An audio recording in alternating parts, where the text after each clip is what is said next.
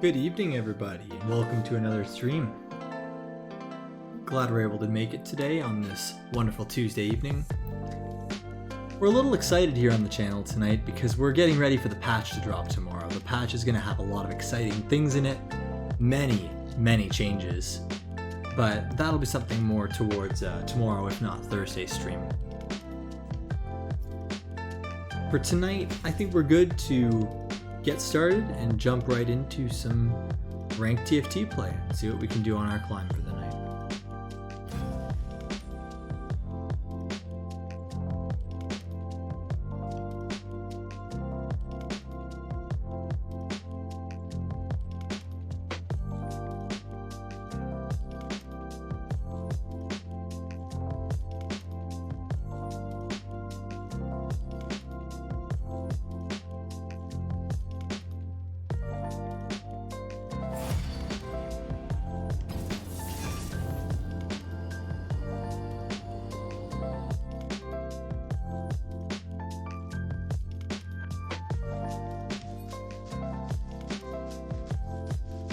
As we look to go into the game, we need to remind ourselves the patch isn't live just yet, so we don't want to be trying to push too hard for things like Abomination, knowing that all of the Abomination itself, Brand, and Nunu have yet to be buffed. However, we do know that on the current patch, we're still loving our Nightbringer Vel'koz, we're still enjoying the Vayne build that revolves around true damage and going for a slow roll 3-star Vayne. We're looking towards things like redeemed comp with Reroll. We're looking towards things like an early game Leona to be able to carry us through defensive stats. So we'll see what we're able to do this game.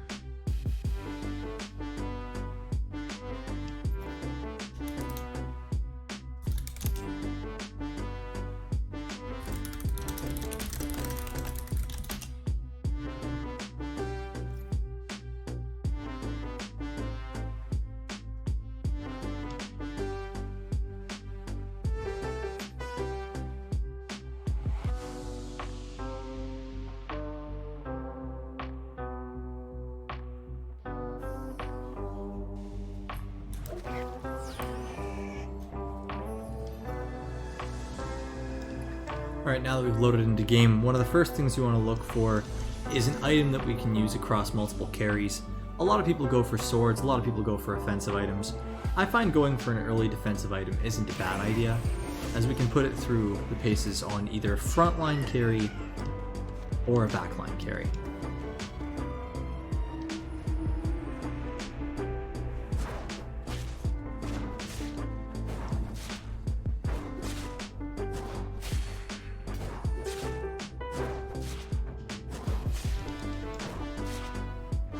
We're also very happy to get an early Callista here, as it will let us have an item holder for many different carry options.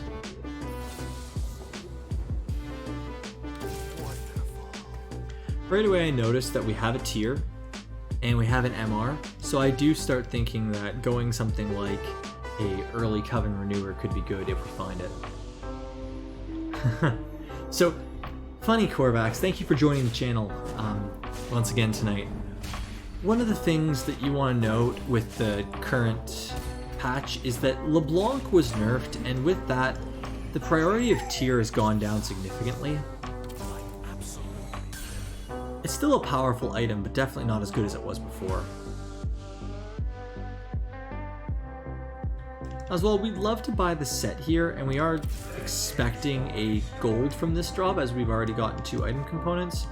So we just leave our shop open here, grab the other brawler in the Gragas for now, and hope that we can potentially buy that set for maybe an early Draconic if we can hit it.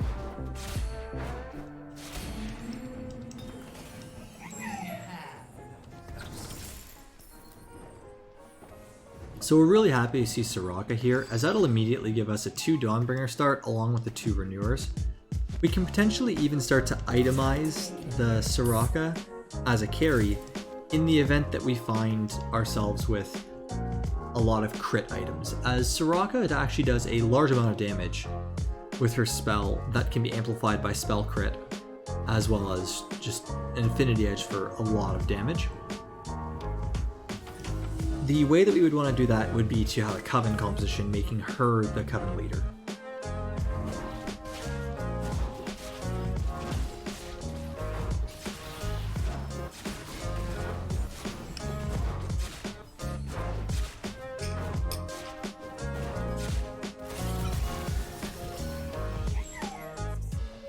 So, Korvax, how's the night going? Hopefully the week's been good to you so far?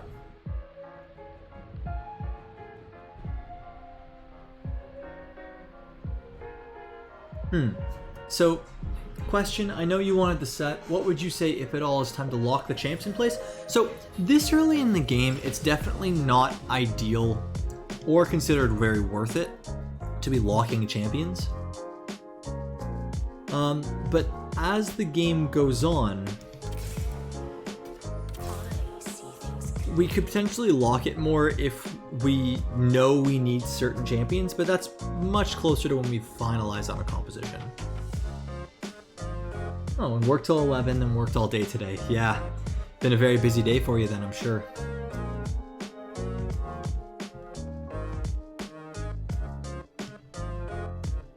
So just looking back at the game for a second, the two compositions that we could potentially go are Coven Renewers and Dawnbringers off the top of my head, seeing that we have 3 Dawnbringers quite early, as well as an early Warmogs that can be used on Gragas for frontline on Garen,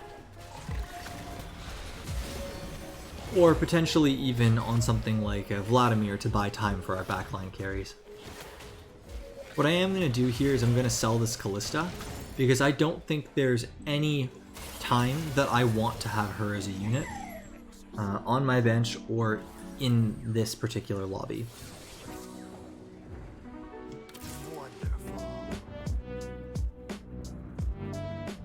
Now that we have the extra unit to put in here, I actually think we just throw in the set for now to give a little bit more frontline, considering that they're already having trouble getting through our frontline as it is.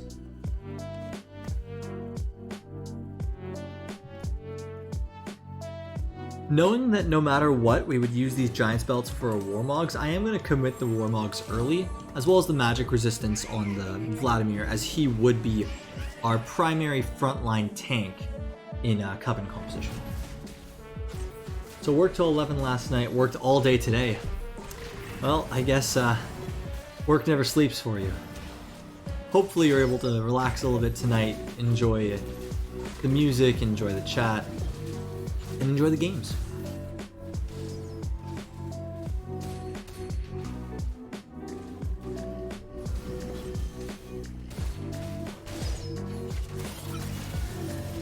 Indeed, work never sleeps for that service plumber life. So going into carousel here, we really want a tier. If we can't get that, we would definitely want the sword, ability power, or crit. Seeing as we still have 100 life, it's very unlikely we get the tier, so we may end up with some sort of a defensive item like a armor or a belt, but we'll see. So we're very happy to grab the crit glove here, as we can use it to potentially build into Hand of Justice. We could also use it to build into Infinity Edge or Spell Crit. Oh good, you can hear the in-game sound. So I'm really glad you point that out, because I tried to spend a good amount of time, I think it was yesterday, midday, to try to adjust the audio, to have a decent mix of my own voice that's still audible, as well as the music in the background that would be a little bit more quiet, as well as bringing in the game sounds. So I'm really glad to see that it's paid off and that we're actually able to have our proper audio. Here I'm going to sell the Thresh to get to 20 gold, make sure we start getting our economy going, but I am mindful of the fact that we only have 4 units in, and we're on a 3-game win streak. I was debating putting in 2 levels and throwing in something like LeBlanc or Lysandra for a potential increase in power, but unfortunately, because we don't really have anything more powerful to throw in as a single unit, and we would have to take out the set to be able to put in any other units, I didn't think it would be powerful enough for us here. So unfortunately we are going to take a first loss here, but that's okay, seeing as we do have the 20 gold economy that we can work with, as long as we don't drop below our economy levels as we move on.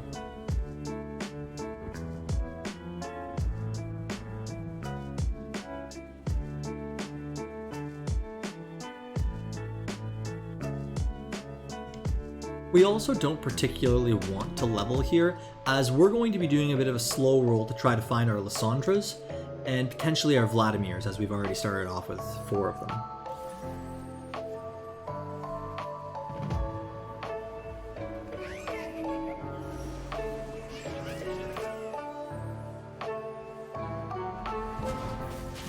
The items that we're going to be looking for as we go into Armory and later carousels are definitely going to be an ability power for spell crit and a second tier. Ideally a regular tier, but since Lissandra has 50 mana, we could also go with a shadow tier, depending on what items we get off of Krugs.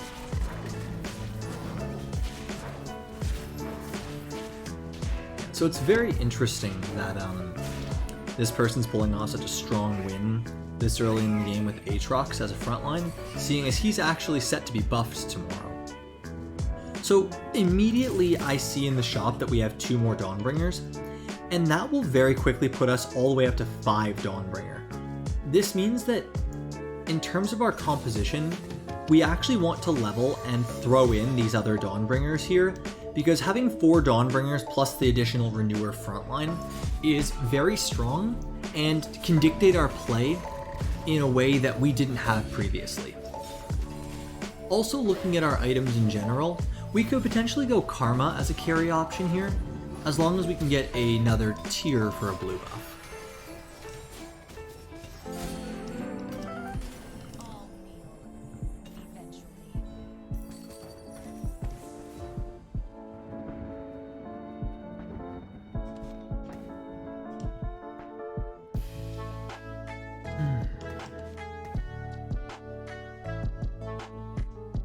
So unfortunately we don't find the tier. Ideally we'd look to find it somewhere on stage 3-2, or potentially in the 3-5 carousel if we're able to take a couple of losses here. But I'm very hopeful that we could turn this into something like a Karma game, because we do have the sword and all we need is ability power for spell crit and a gunblade to keep her alive as the game goes on.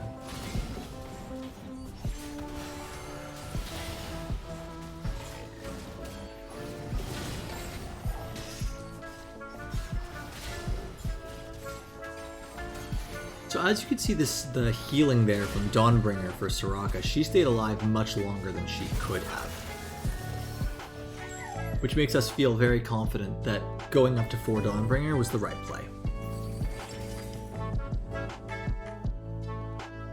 So unfortunately we don't get either of a tier or ability power, but we still want to take this Giant's Belt as we have an extra bow,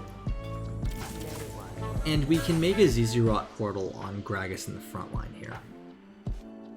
What this will do is dedicate him more as our frontline tank, and ideally, before we move on to any sort of leveling, we would want to get him to 2 stars.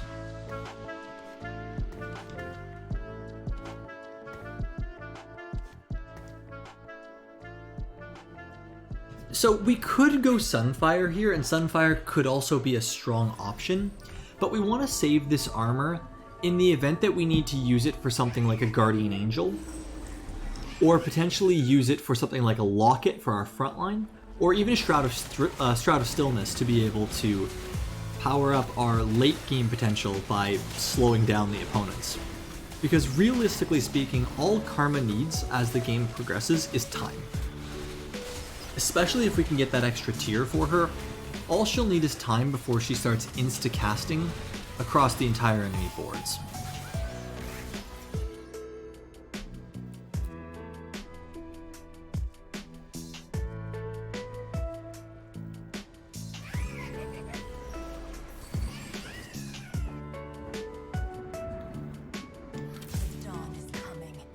So here I look to buy the Riven, and my logic is, since I haven't been seeing any Morgana, it's quite possible that I'll be able to get out of Coven and Renewer since I've gotten such a strong start with Dawnbringer, and I have many components that can work with it.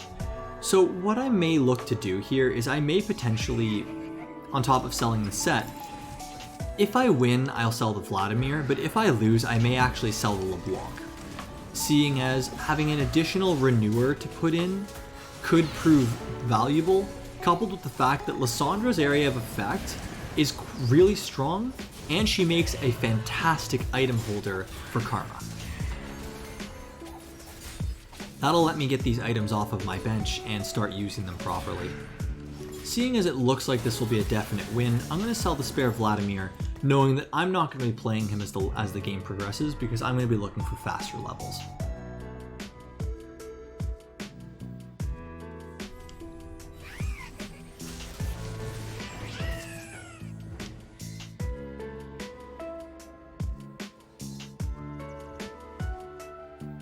So here we're presented with a tier on a Lux, which may get taken very quickly. If it doesn't, that would be our priority. Beyond that, we'd be looking for the ability power on the Leona.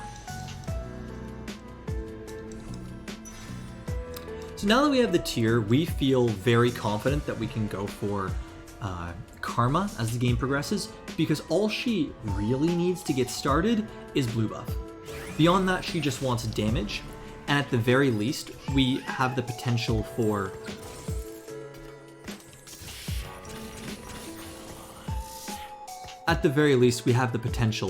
something like a Jeweled Gauntlet, maybe even Hand of Justice. That could help her with upping her damage. And the potential of a Gunblade as well.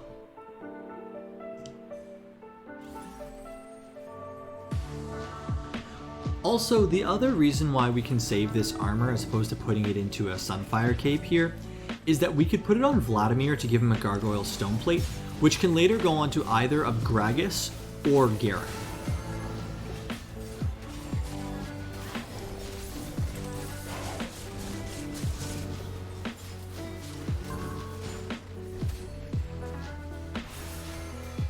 Yeah, so what I may end up doing here for 1 or 2 rounds is I may do a little bit of slow rolling at level 6 to try to at least hit a 2-star Gragas before we look to continue our leveling.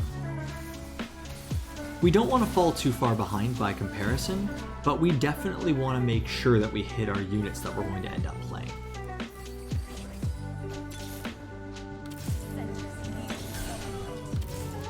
Here we find the Riven and the Soraka, which will greatly increase our damage threats on this team, and also gives us the option to potentially throw this sword onto Riven and make her into a carry. Unfortunately, the buffs for Riven haven't happened, and they'll be happening on the patch tomorrow, but what they're going to be doing is making her spell cast faster and increasing the damage that she gets off of her spell at ranks 1, 2, and 3, as well as increasing her her base health. All of these changes should make her a much more desirable 3 cost, and when finding her as early in the game as we have, she'll prove to be a much stronger early game unit and a much stronger carry overall. Fortunately for us here, we're able to beat the Jax Skirmisher player because they haven't been able to find their composition yet, but over time they'll be a much stronger threat.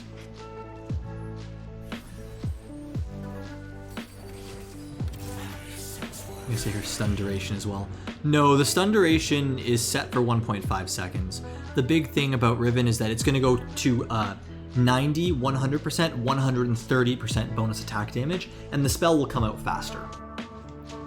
So we're also going to look to buy the Rel here, as the Rel will be a unit that we're going to put in along with Nautilus for an extra Knight and the Ironclad buff.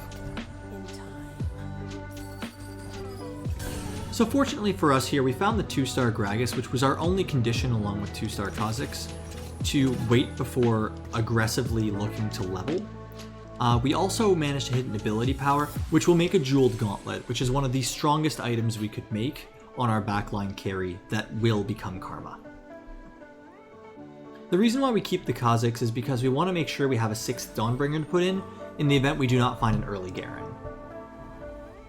I also think that we can potentially put a sword on either Nidalee or Riven. I think the preference here would go to Riven, just to make her more of an offensive threat. If we were to give something like a Deathblade onto Riven, potentially, it could be very strong, but we want to make sure that whatever we end up applying is something that we will not regret using the components later. So for that reason, we want to make sure we save a sword, at least until after the Armory and Carousel, in the event we can get an ability power. So not finding the ability power here is really unfortunate. What we can end up doing is potentially taking another sword, but I think the smarter play here is to either take the Cloak or the Shadow Cloak. I'm thinking the Shadow Cloak, so that we can have stronger resistance against critical hits. We're going to level up and throw in Rel here, being able to sell all of LeBlanc, Vlad, and potentially Lysandra, knowing that our composition is definitely Dawnbringers. I'm also going to use this Shadow Cloak now, either to make Gargoyle Stone Plates of Immortality or Refracted Dragon Claw. I have to do a quick survey of the map, so don't mind the fast clicking to see how much crit there is.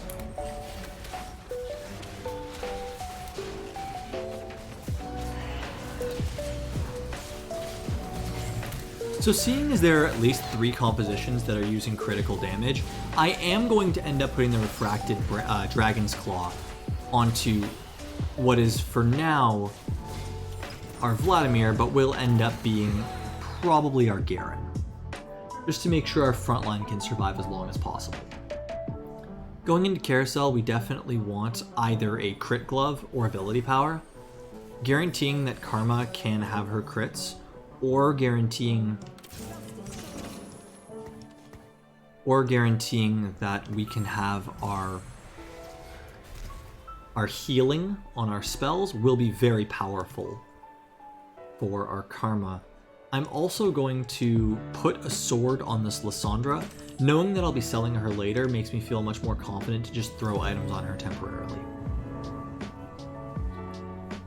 Now, what I'm looking to do is get to level 8 as quickly as possible to preserve as much health as I can, and then when I hit level 8, I will be spending all of my gold to roll down.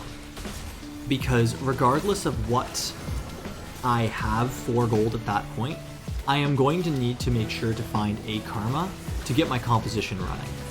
If I'm able to find a Garen, amazing, but I need to make sure that I do that as soon as possible, or else I will fall behind on life. Thankfully, it looks like our composition was able to beat out Draconics here, which buys us a lot more time. I mean, first priority would definitely be ability power. Second priority is definitely a crit glove.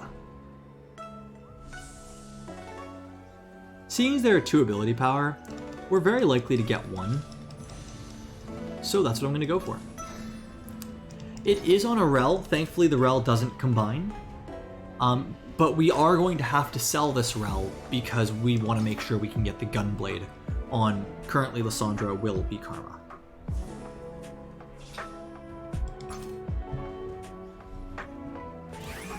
Considering it's a very tight lobby at the top, we want to make sure that we're staying as aggressively poised as we can.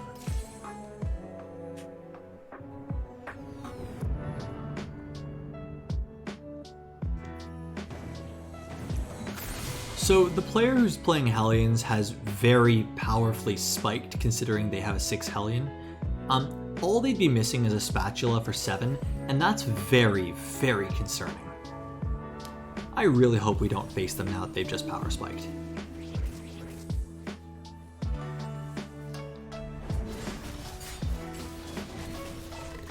Now, I'm personally unsure who would do better with a Guardian Angel, but I do think that I would give it to Garen if given a chance, so I'm going to put it on the Vladimir now. Because I'll be selling Vladimir to put Garen in when he's found.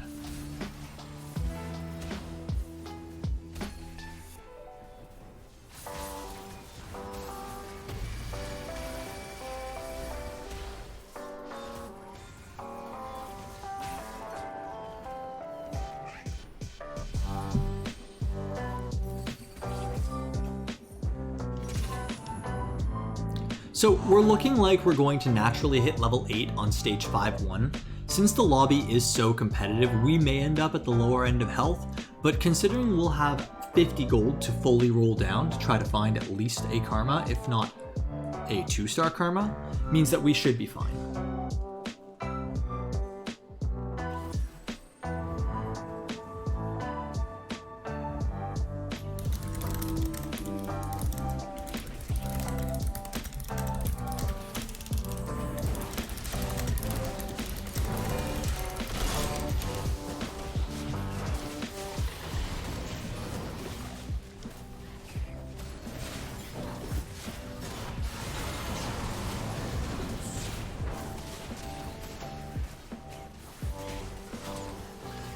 So we're very fortunate here that Lissandra was able to get her ability off on the large group of enemies, but it's unfortunate that the Abomination ended up targeting our Lissandra when we were barely unable to kill the Heimerdinger in the corner. Finding a Karma is a very large pickup for us, as we can immediately do our swap to 6 Dawnbringer and get our items onto our Karma.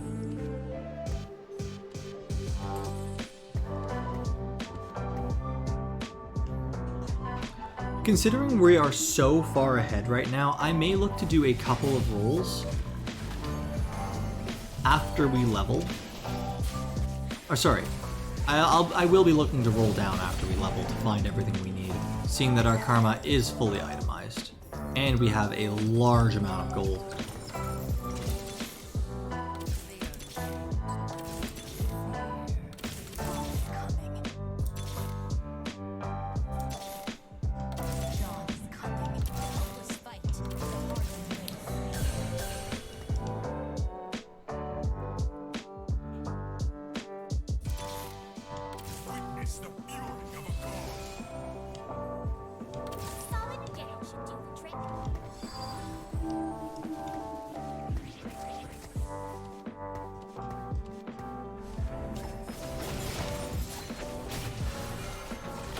So here we're able to find pretty much everything we need. The only thing we're unable to find, unfortunately, is Nautilus to be able to give us our second Ironclad and our second Knight. And unfortunately that meant that Karma had just not enough time to be able to get her spells off. And no problem, Alphajin, happy you could make it. Welcome to the stream for another evening.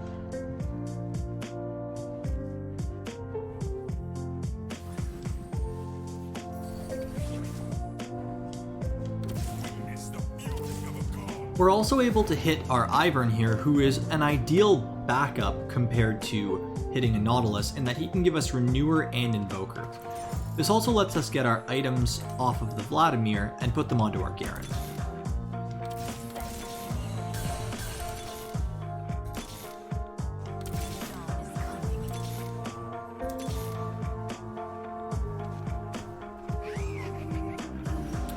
The reason why we keep the Kazakhs here is because before 5-3, there's a possibility that we could get a Dawnbringer spatula on the carousel, and having 8 Dawnbringers drastically increases their healing, which does make a difference across a couple of different fights.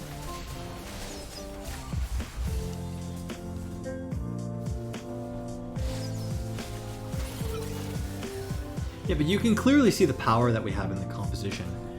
Now that we've been able to not only hit our perfect items on Karma, but we were able to use our Lissandra as an item holder.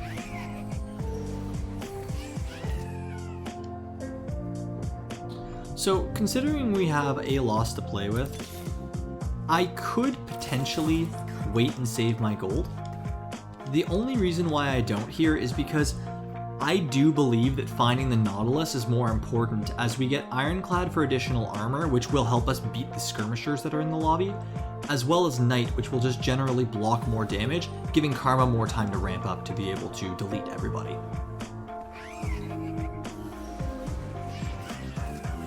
Yeah, so here reversing the Forgotten player who's using the Vayne build before it gets absolutely gutted tomorrow.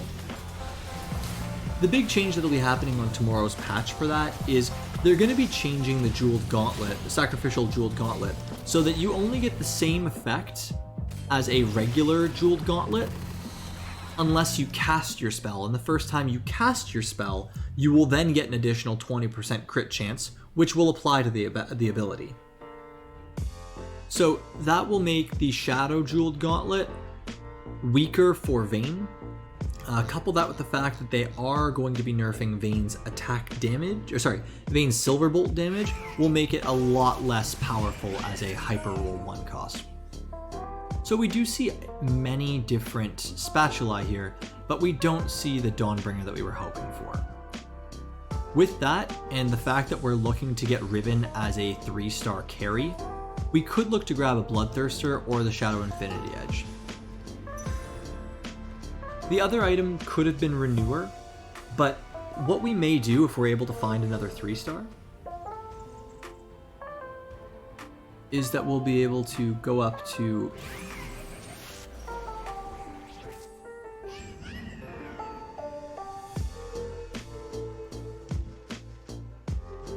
level 9.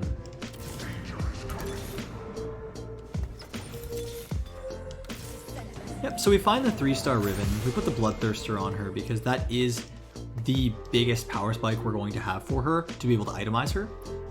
And now we will probably start looking to level 9, but I don't think we'll have the money if we could have gone for level 9. Will anyone use Cursed Jeweled Gauntlet? Yeah, it'll still be an amazing item on carries such as Karma, carries such as a Vel'koz, who really you want to cast and then you want to be able to delete the opposing team in a single cast.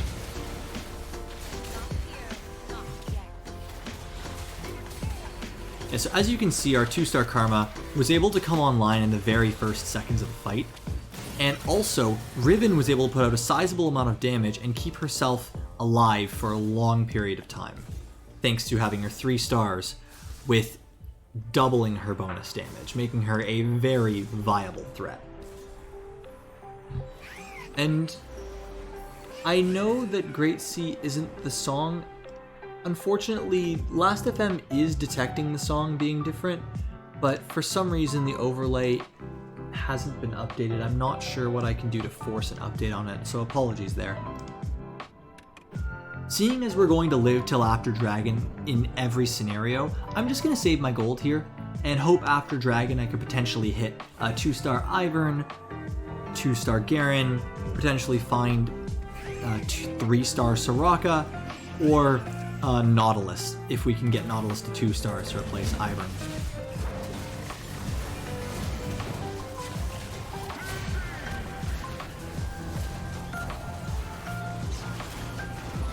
So, very unfortunate for us that the Abomination immediately targeted Karma, but fortunately we had enough power that we should have a very close loss.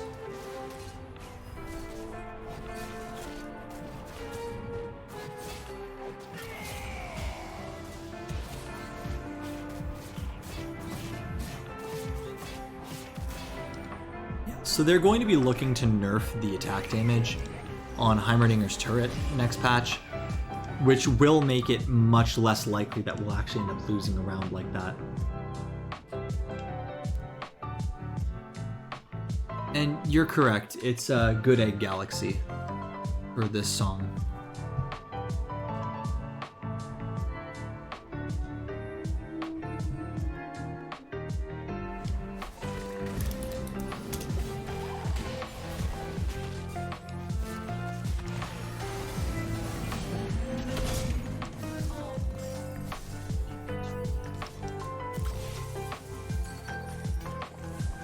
So we're able to find a last Whisper for Riven, making her into an even stronger carry.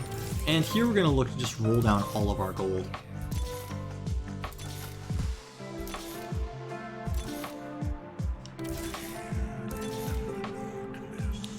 So here what we're going to do is we're actually going to sell the Ivern.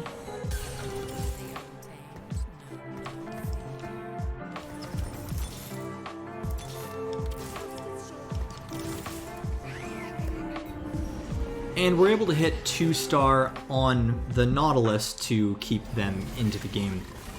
This is the reason why we don't put our Karma directly in the corner, is to avoid a Zephyr, and avoid the Thresh Hook.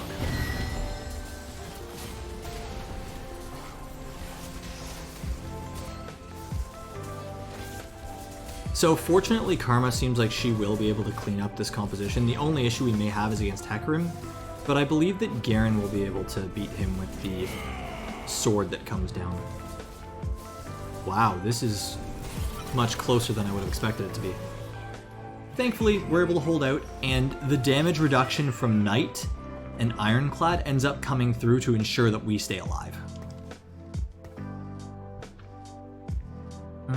If I were to do any sort of a repositioning, I would actually put Nautilus down here to stop assassins from getting to our Karma. Fortunately, we're able to find a 3-star Soraka, which potentially gives us a strong backup carry. If we're able to get more Dawn King procs, then we're able to get 10% bonus damage across all of our Dawnbringers, making our composition very powerful. Once again, this is another night in a row that I want to show the importance of knowing when to stay at level 8 and try to look for upgrades in the composition compared to trying to aggressively power level to 9. Because when you look at it realistically, I saved 64 gold by staying at level 8. And yes, I was only able to keep a 2-star Karma, but I was still able to find the 2-star Garen as well as a 3-star Riven and a 3-star Soraka, which puts us into a top 4, actually top 3 position.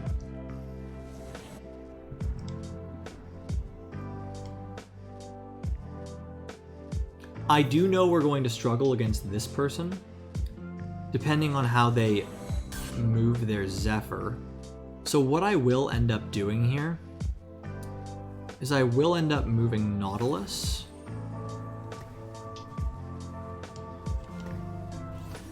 to try to match the Zephyr. So they fought our clone, but they did end up Zephyring Nautilus, which makes us very happy that Karma's able to get her casts off as fast as possible. In my own round, I'm versing the same person whose Shadow I had just fought. Fortunately, Karma's able to get her casts off much faster since she wasn't knocked up by Volibear early, which means that we should be able to win this very cleanly and knock them out, ensuring us a top 2. Interestingly, the Zephyr play against the other person meant that we should actually be able to win this round and contest first place. Going into Carousel, we either want an item for Soraka or Riven, or Garen.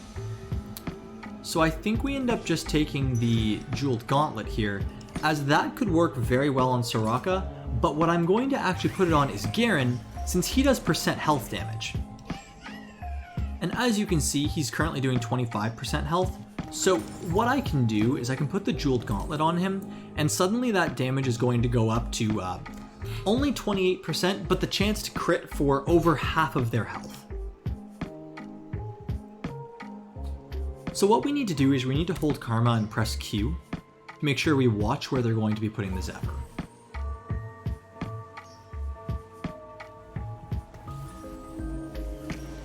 Since they decided not to move the Zephyr, we made sure not to move Karma.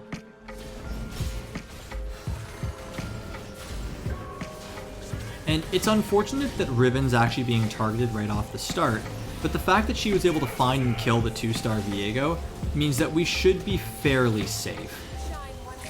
Unfortunately, the Thresh did get a hook onto Karma, which means that we did lose this fight, and potentially we will be eliminated here. Yep. So we end up with a top 2, which we feel very happy about, and shows the power of getting your items early, making sure that you have an item holder for it, and making sure you have a plan.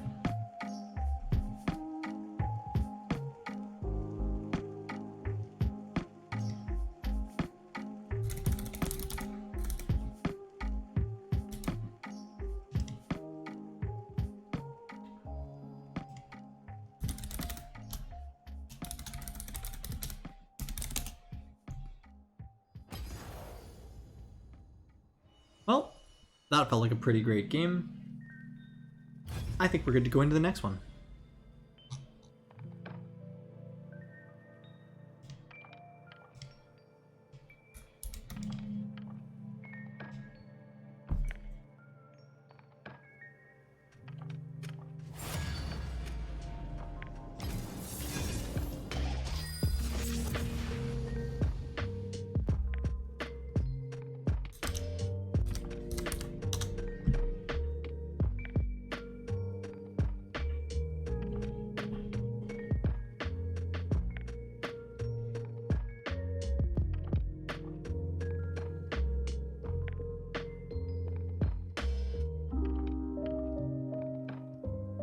So I was able to log into the Pixel Chat overlay site, which is what I currently use to have my sound overlay, and I made sure that I could force the refresh just so we could have a more accurate song list.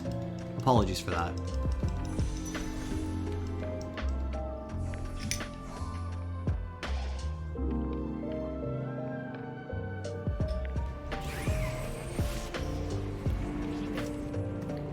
So I wasn't able to say it last game because it was very fast paced, but I did want to note that the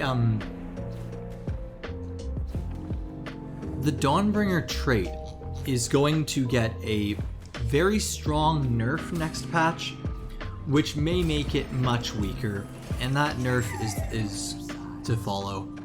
Dawnbringers will now properly die to large instances of damage, even if their healing effect has yet to trigger. So you may have noticed in the last game that our Karma lived at 1 HP and then immediately started her 90% health healing. As of the next patch, if there is a spell that will one-shot your Dawnbringers, they will just die, which will make them potentially much weaker.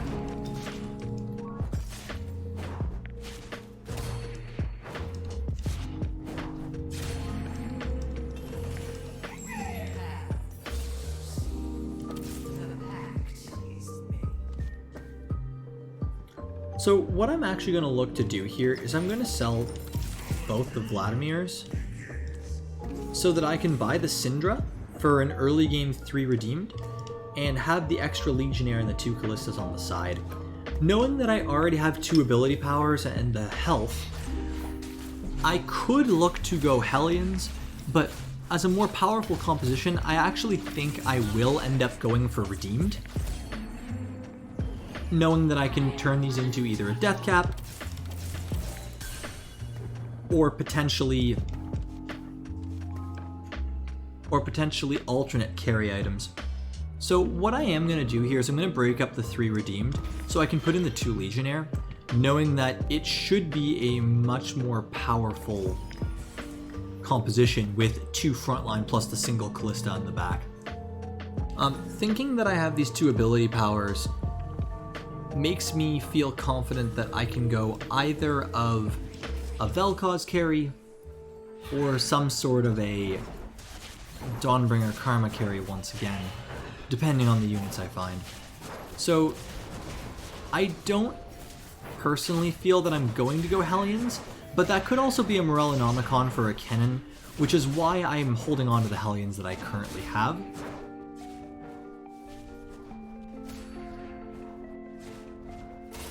And buying the Ziggs in the shop.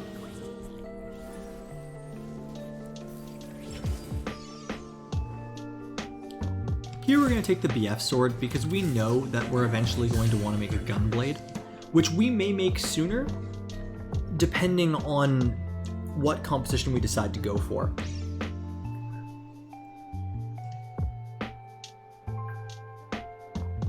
I don't think it's smart to hedge bets on Hellions here, seeing that yes, we are seeing some, but we're getting many more 2-stars of other compositions.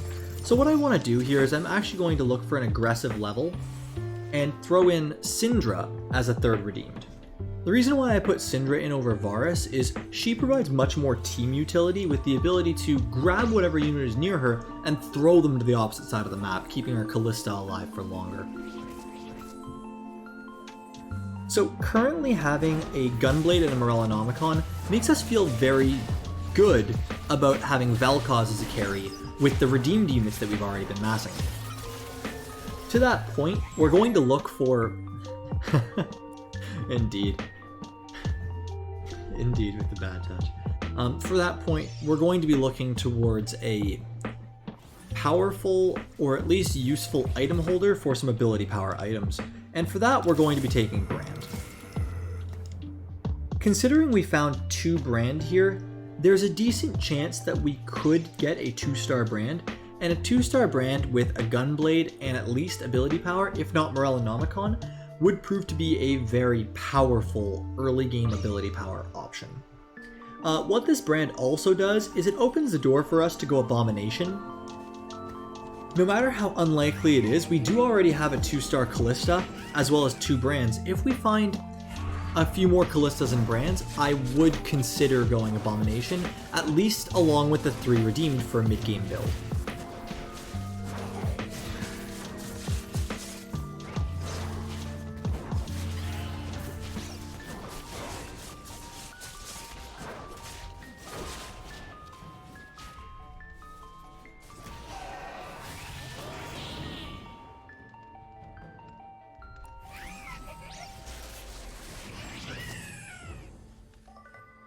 So unfortunately we rolled unluckily and we're in the top 4 as opposed to being in slot 5 for item positions.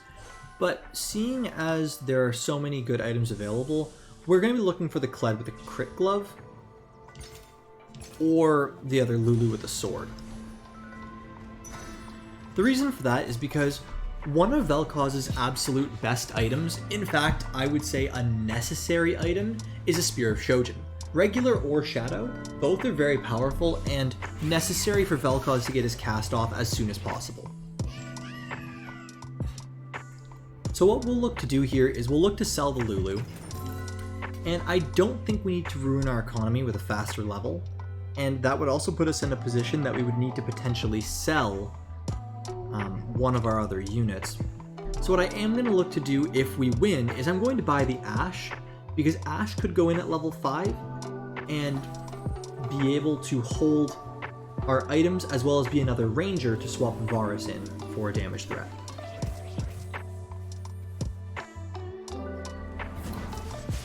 If we look to our late game composition of redeemed, we know that we're going to want to have Leona, we're going to want to have Syndra, we're going to want to have a Lux, Rel, and a Vel'koz.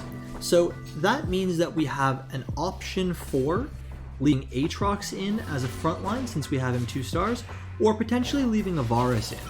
Now personally, as you may have seen on a stream the other night, I like to leave Varus in, and if possible, I look to go for at least 2-star Varus, if not 3, to have him as a alternate carry and damage threat.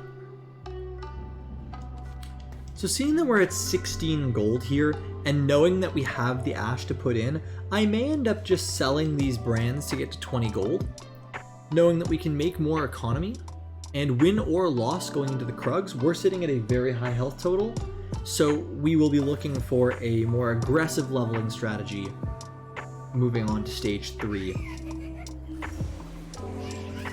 So I'm going to end up selling both of these brands.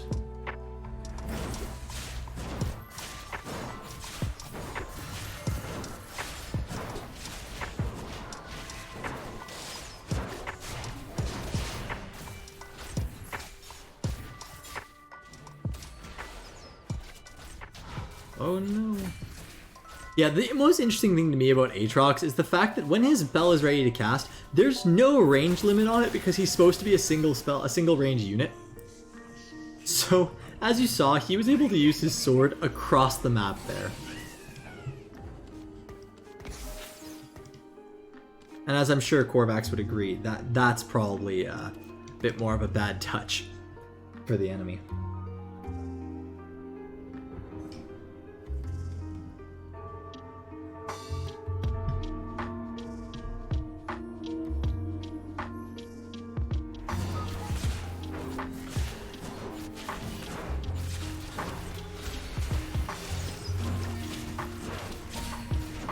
So ideally we would want to find some sort of a gold here, and we do. Which is great, so we can hit over 30 gold here for a breakpoint.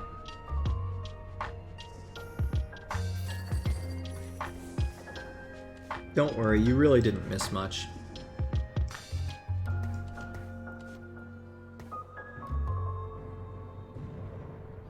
That is an extremely fast Lysandra 3. Considering that they spent all of their money to roll down, I'm not surprised. But I don't know if it will help them later, as they will be so far behind in economy. Yeah, this is going to be a very tough matchup if they find any ability power, because we will struggle pretty hard against the 3-star Lysandra, as she hasn't been nerfed yet, so she has a 60% attack damage reduction, as well as a very high damage spell. So she's another one-cost unit, like Vayne, that's being nerfed next patch for being far too efficient.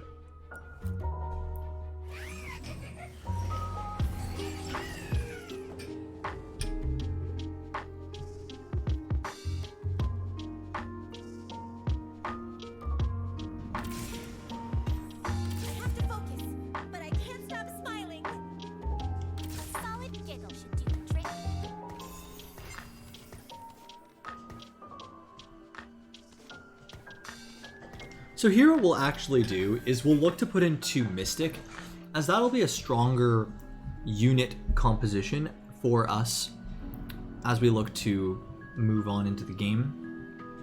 What I'm going to do though, because we're sitting on far too many item components, is I am going to make a Gunblade. Unfortunately, I'm going to make it on Callista, knowing that she doesn't do very well with the healing from the spell, but I need to have something present as a damage threat using my items. Knowing that I want to keep in Leona, potentially Aatrox, as well as many or all of my other redeemed units, of which I'm currently sitting on 5, means that I want to use Callista as my spare item holder. The only unfortunate thing that's making me feel a little bit worried about leveling aggressively is that we have a 1-star Leona. If we manage to find a 2-star Leona, I would feel much more confident about just power leveling to 6 here.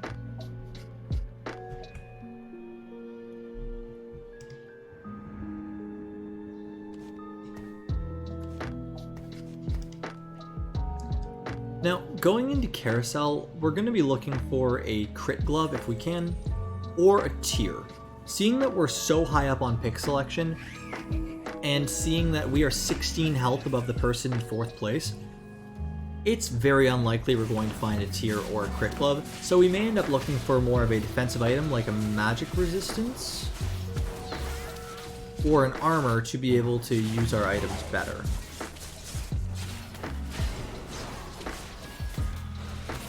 Mind you, this is a very hard loss, but it's definitely not going to put us into the point that we can make it down into the bottom 4.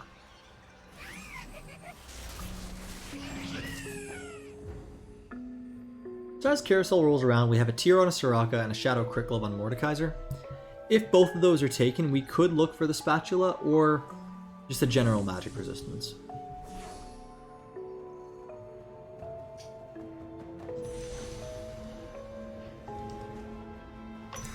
Thankfully, we're able to secure the tier, which is the item that we are most excited to find, as that will ensure that we're going to have a Spear of Shojin for Vel'koz.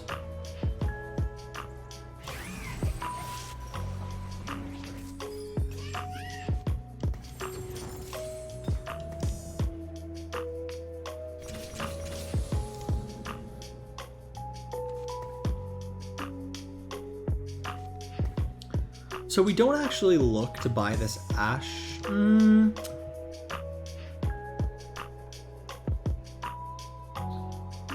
I would say the correct play here is to sell these Callistas, as she's not going to be used in our composition as the game goes later, and buy the second Ash so that we have the option to have a 2-star Ash to put in as an interim unit for Kindred.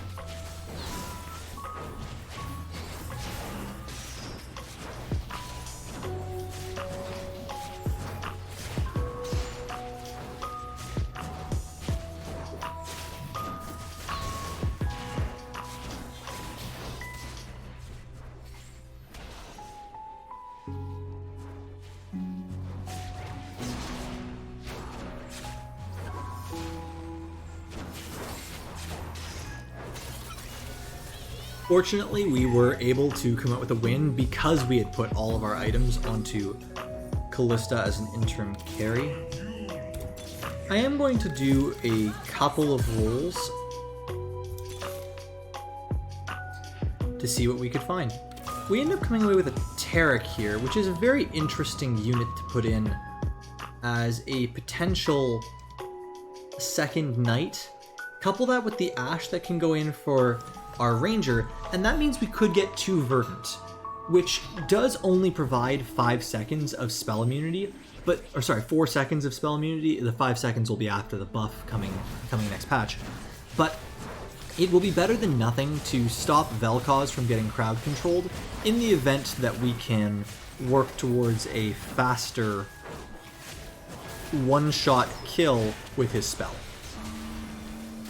The only part that is disconcerting for us right now is there's a set on the opposing team that has a Redeem Spatula, as well as this person having Varus and Lux, which means we may be contested as far as it goes for some of our units.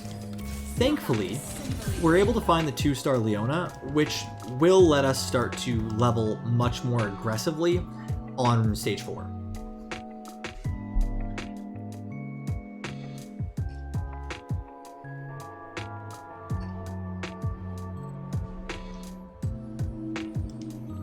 Mind you, I do need to say on stage 4, we may need to do some slow leveling to 2-star some of our units, because as it stands, I don't personally believe we'll be strong enough to come out ahead.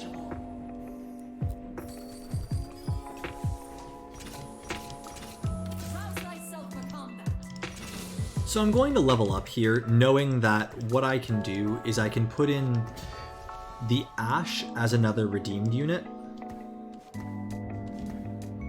and move Lux to the opposite corner where she will be for the majority of combat. What I'm also going to do is I'm going to swap Varus in over Syndra just to be able to have our 2 Ranger buff. But I won't be selling the Syndra as I know she will be useful later. I'm also going to put the Jeweled Gauntlet on Callista, knowing that that would be the 3rd item that I would want for Vel'koz.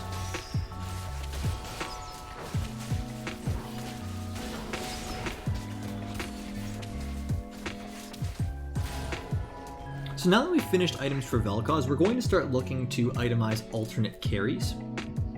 And you'll notice that we have the options of another Gunblade, a Morello's, Deathblade, or a Zeke's. So we're really looking on this armory on 4-2 to provide us with another item option that can help us out more.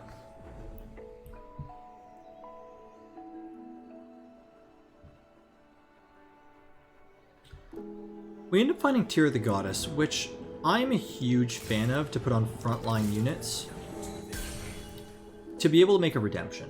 Now, this redemption is going to be very useful at keeping our frontline more healed, as well as letting Taric cast earlier. Now that we've naturally found the Varus 2-star, I do feel comfortable putting a Deathblade on him, because we're only going to get 1 if not 2 more item components, and we want to power up our composition as much as possible. This spare ability power could potentially go on a Syndra if we're able to get her 2 stars.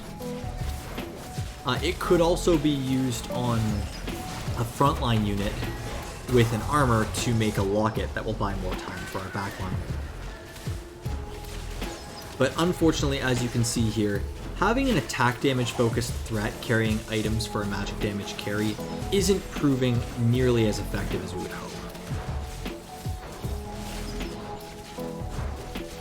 But thankfully, the inclusion of our Deathblade has made it a much closer round than it would have been, and we're able to break our loss streak.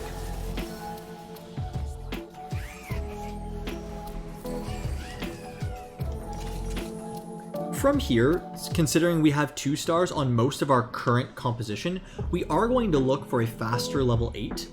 At level 8, we're going to look to put in our redeemed units, and once we do level to 8, we will be rolling all of our gold to find a Vel'koz, if not a Vel'koz 2-star, as well as a Rel, to be able to swap out Aatrox and have a much more comfortable composition.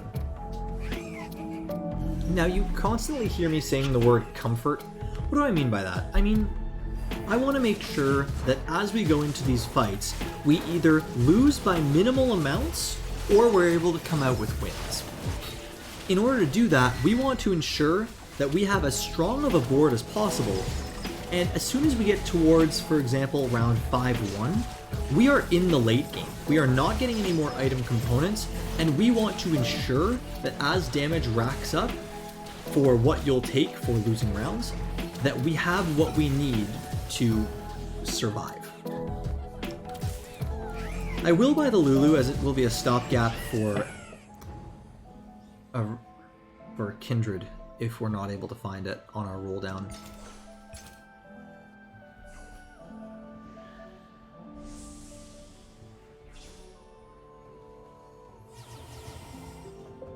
So considering ability power plus spatula would only make us Spellweaver spat, I am going to grab the Zyra here because we could make a death cap on either of Varus or Syndra. And you may be asking, why would Varus want a death cap? Well, Varus's spell has attack damage and ability power components,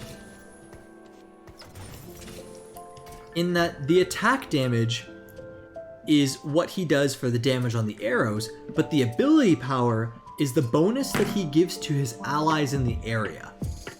Now, the fact that we can increase that and everybody that he hits will have increased on-hit damage is very good for us.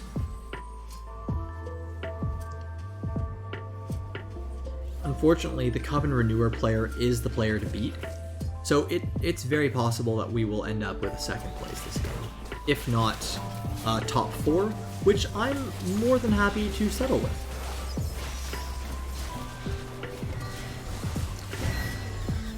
I'm playing a little bit more greedily with my health here.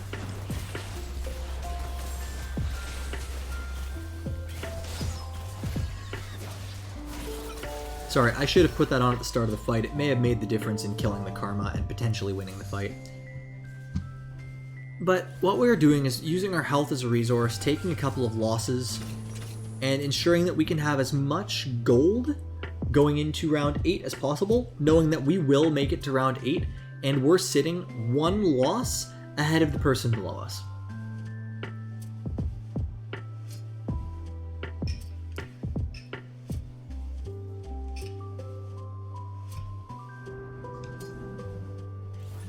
We're also very much looking to get rid of this Legionnaire 2-star Callista with our, I would say, near perfect Vel'koz items.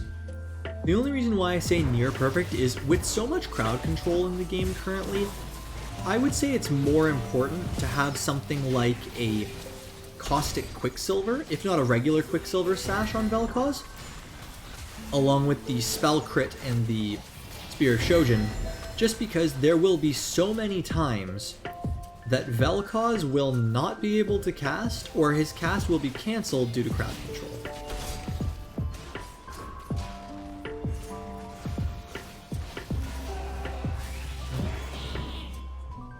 As I said, even with that loss, we actually are still above our opponent.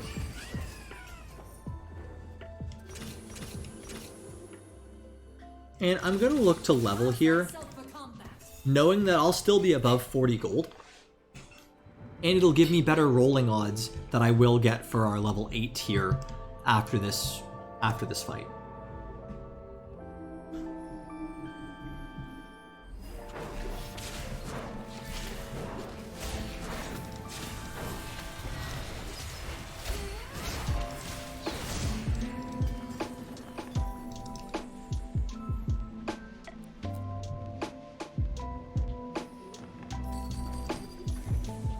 Now that we're level 8, I'm going to be quiet for a minute as I roll down.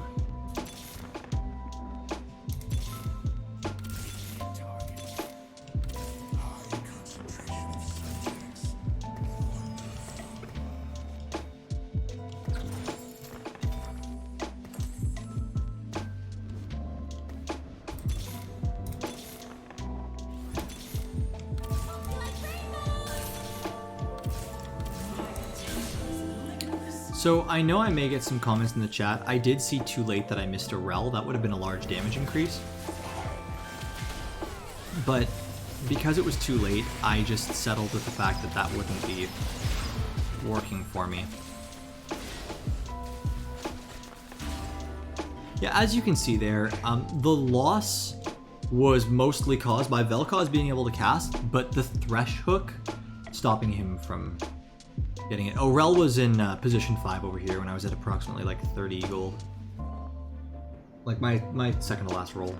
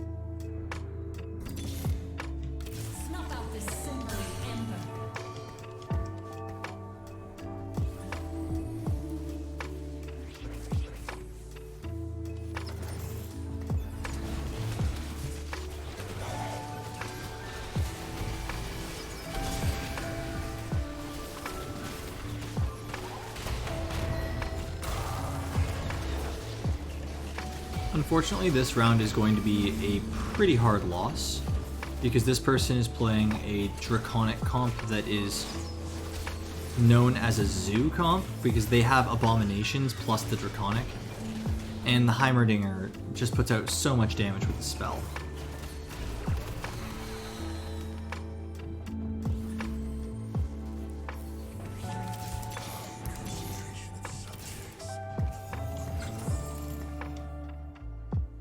So we don't actually want Kale here, as we won't have any way to use her from an items perspective. We also look to sell our spare units on bench.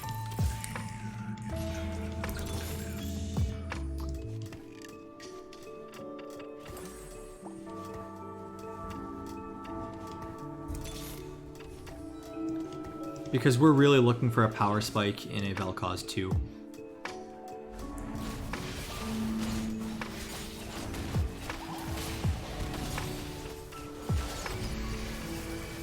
So unfortunately, Vel'koz did move away from the area that he was in previous, and because of that, it's looking very likely that as soon as that Heimerdinger casts, that we will end up with a loss here. Thankfully, Heimerdinger did not end up casting, and we're able to come away with a win that buys us some much needed time as we look to potentially hold out for a top 4.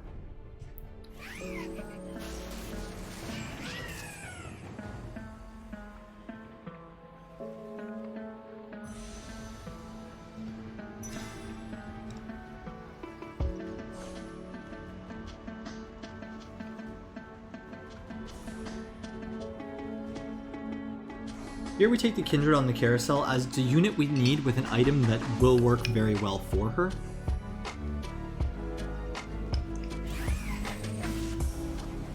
And it brings us one step closer to potentially getting a 2-star Kindred. Unfortunately, we don't have very much gold to roll with. Knowing that as we roll down, we would potentially sell our spare Rel to find an upgrade for Vel'koz. With that, and knowing that we're contested, we just have to hope for the best here as we go into our next round.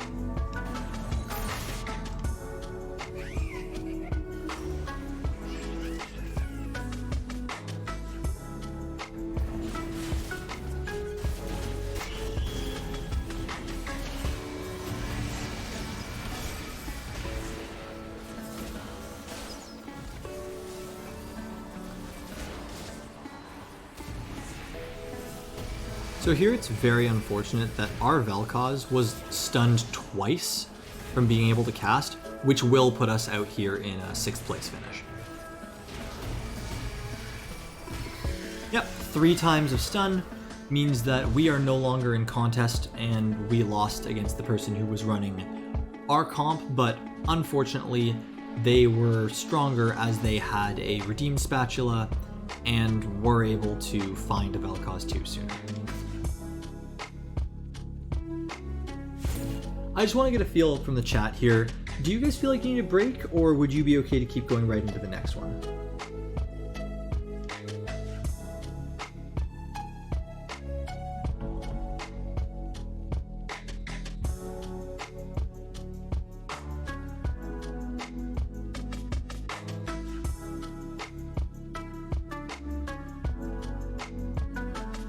Alright, so it looks like we don't need a break, and personally I'm feeling pretty good.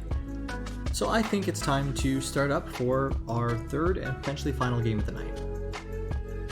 Key takeaways to note from that last game are we potentially committed too early to the Vel'koz plan, knowing that we weren't finding nearly as many and we potentially needed a stronger or more consistent ability power composition, knowing that Vel'koz was used by the second and third place player. So I think a little bit more scouting was required as a general takeaway there.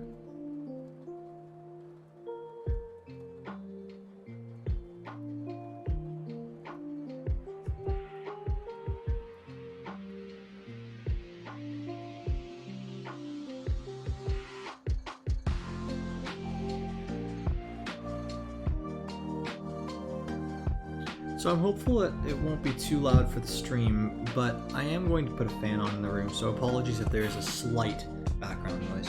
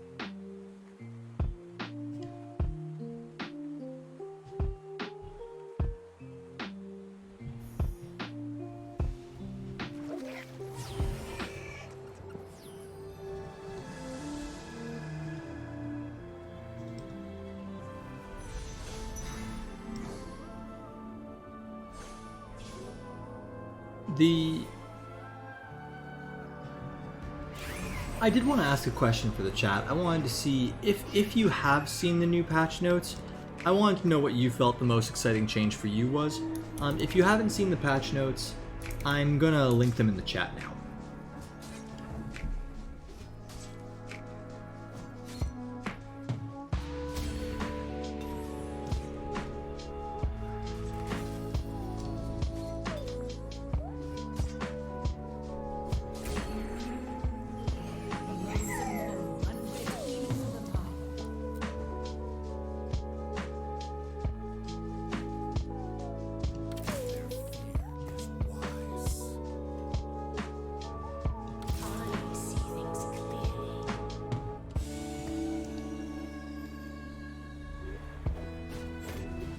I think what I may do is, if possible, I may do an exclamation mark patch feature to the channel if I can set that up at some point.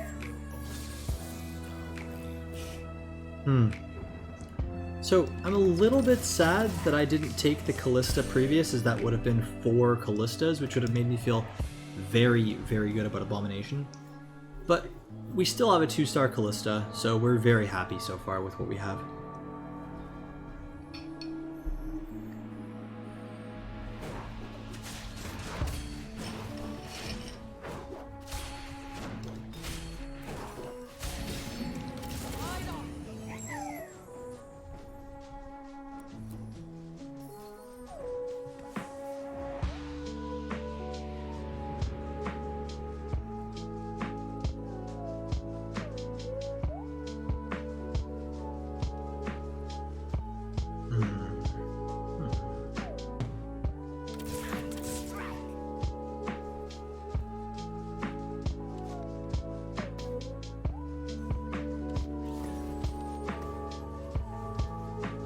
So even though I know I'm playing a weaker board here, I do think the correct play is to get this Leona off the board to sell her crit glove and open up my build for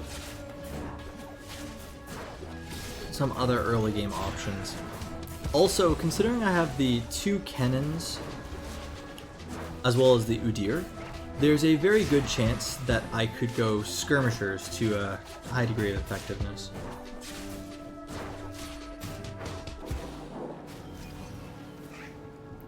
Off the armory, I'd really be looking for an MR or a shadow MR if I do end up going for something like a skirmishers.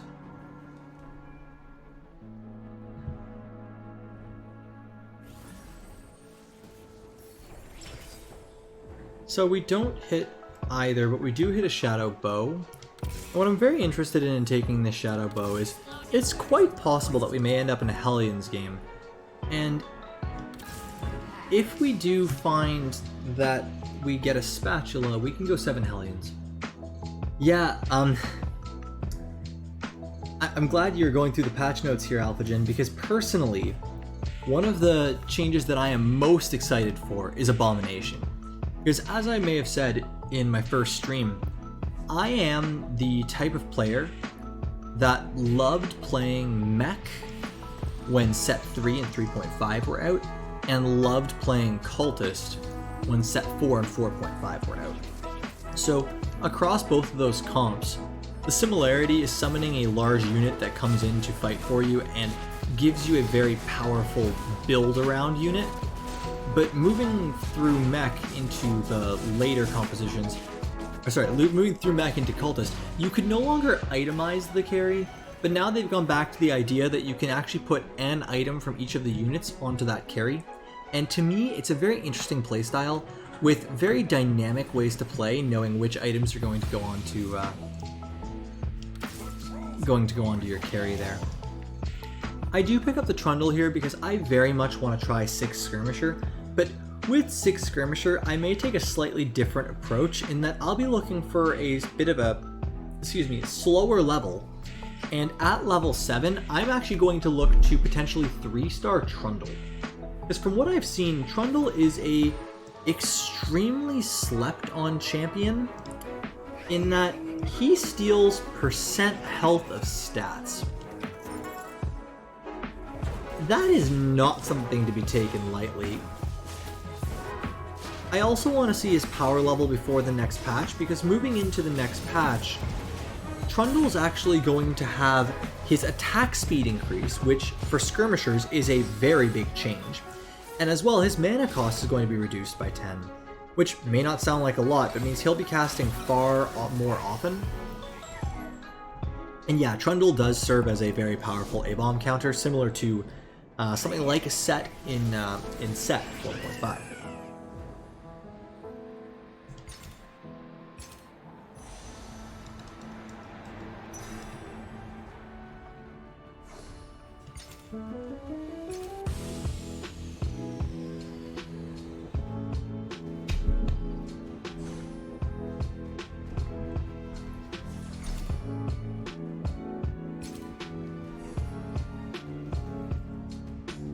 So here we take the Shadow Magic Resist because we want to make a Caustic Quicksilver.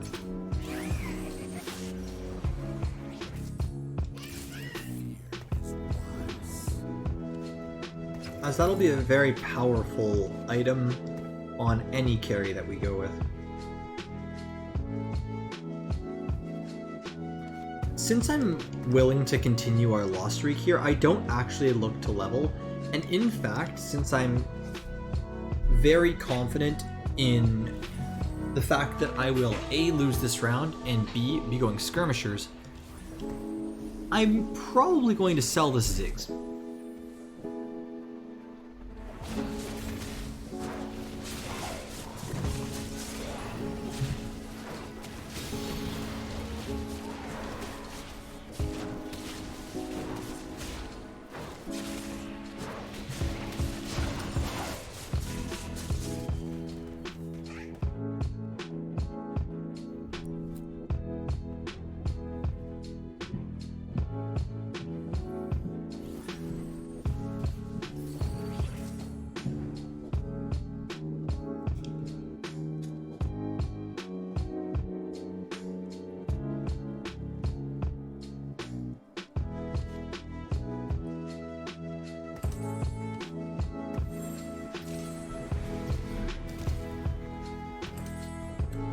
I am going to start putting items on Callista now as a itemized carry that will be eventually replaced with Jax.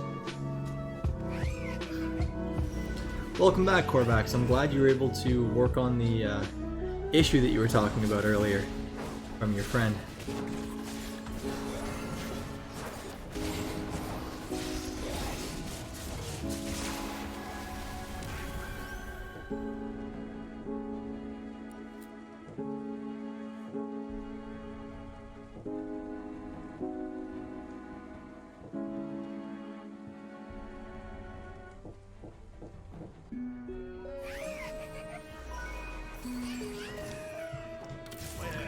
So here we pick up the Lee Sin, as he is another skirmisher, and the 3-star Lee Sin should be stronger than just our 1-star Udyr.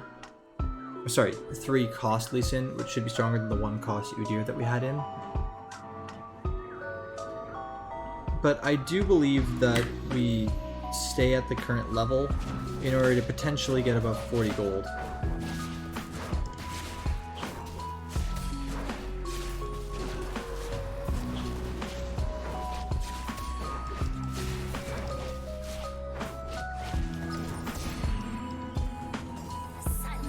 We get quite lucky in finding 2 Nidalees, as that will be another skirmisher that we're probably going to play.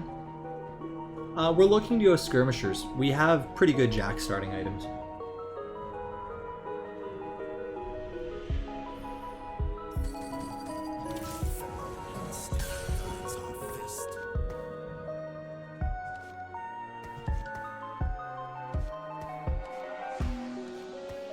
So here we look, just hold on to our items, hold on to our units, and I don't feel super comfortable getting many more losses, but I'm fine to continue the loss streak into the next round just to ensure that we can get our +3 gold. I am hopeful that we'll be taking a bit of a less punishing loss here.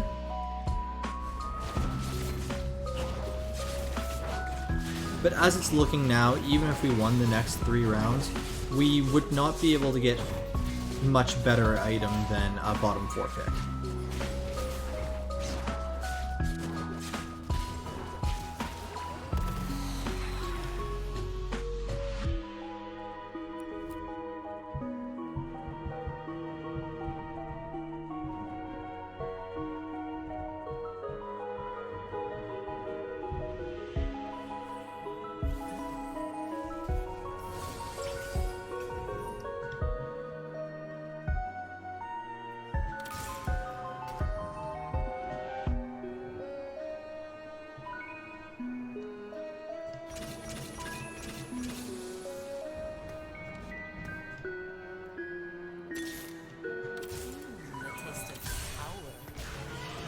So here we get really lucky, and not only find a 2-star Nidalee, but also manage to hit our 6 skirmishers that is so powerful for us.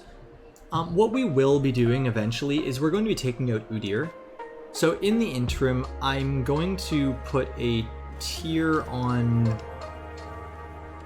him, as well as the Caustic Quicksilver and the Shadow Bow that we had. Ideally, we're looking for more magic resistance and also a sword, so that we can make a Bloodthirster for our eventual Jax carry. Finding all of our 2-cost units and going from level 4 to level 6 is the biggest power increase we could have. Lets us be able to break our loss streak after getting max gold from it, and still remain at 40 gold to continue our economy into the next levels.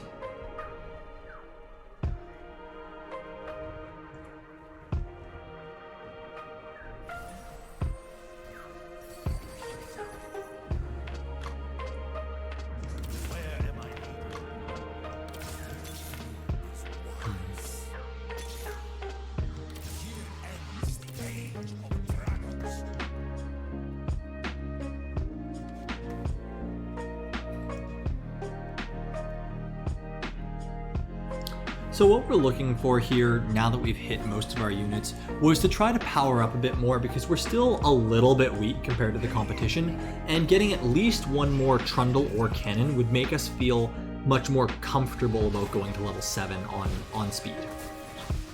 Going into Carousel, as I've said, first priority is magic resistance, and thankfully we are very likely to be first pick in the Carousel, if not on second rotation.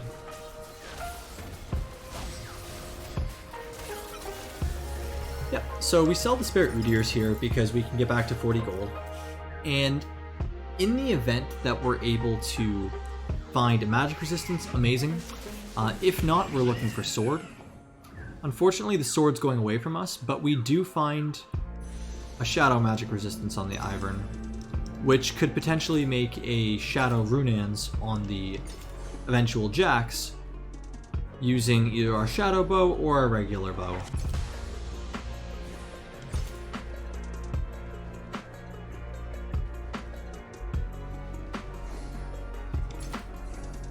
I do think personally that the sword could have been a more important pickup for us, as we may not be this low on the carousel in the future, but I didn't feel confident that we could grab it.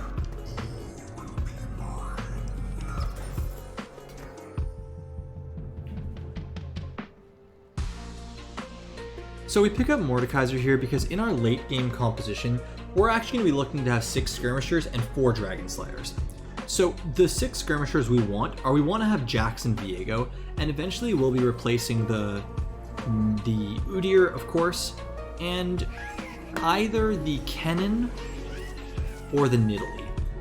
I think that we'll be replacing the Kennen just because he's currently 1 star, and Nidalee can be a very pesky unit in the fact that she actually has a bit of a dodge scaling to her.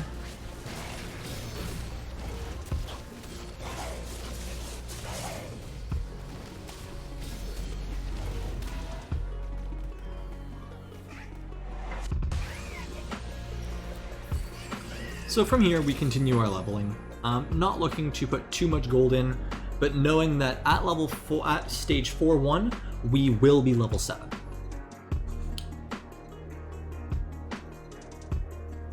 We're also looking for a sword for Jax here. In the event we don't find the sword for Jax, he's going to be much less survivable than he would be otherwise, so we really want to make sure we can grab a sword on Carousel, on Armory, or if we're lucky from Wolves or the eventual Raptors.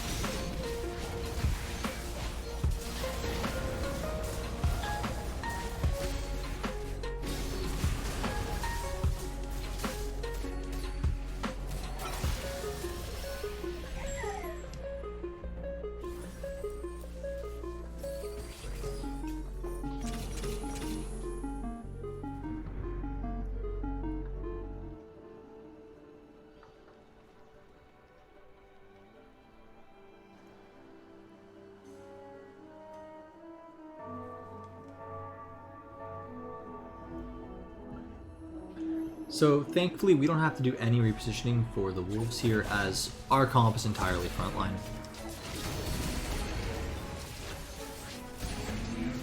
So we get lucky finding another magic resist because that's something that we would very much want.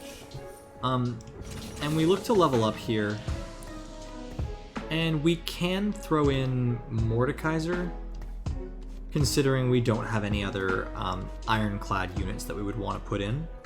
But we do buy the Nautilus, as going for 3 Ironclad and 2 Dragon Slayer is a completely viable option if we find a Rel and a Jax before we are able to find Diana.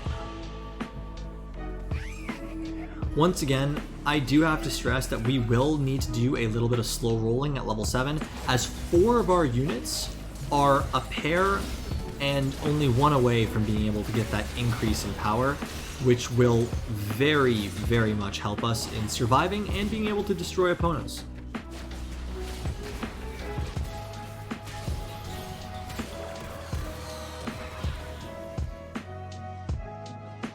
So here we're hopeful for any type of a sword, regular or shadow. And since there are 4 options, it is possible that we can find one, but I'm not super hopeful based on our odds throughout the game.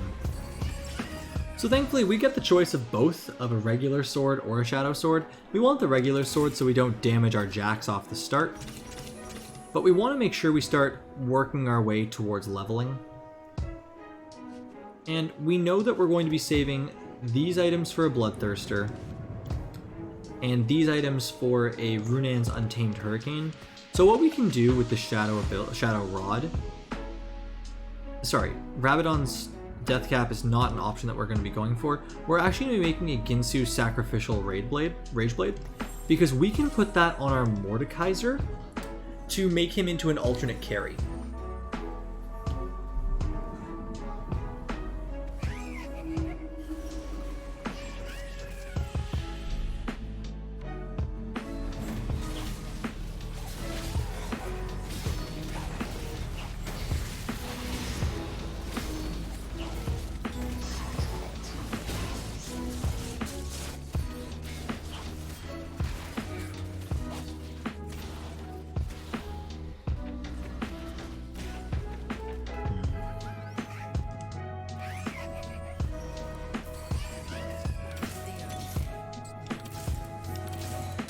So we hit both the Rel and the Nautilus, which means that at level 8 we'll be much stronger going our Ironclads and Cavaliers.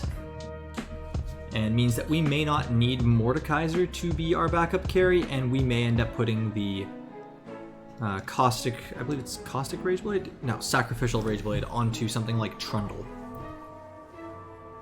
Also, I have zero problems selling the Nidalee here to get above 50 gold in the event that we lose, because we aren't looking for a 3-star Nidalee until we have a 2-star Jax at level 8.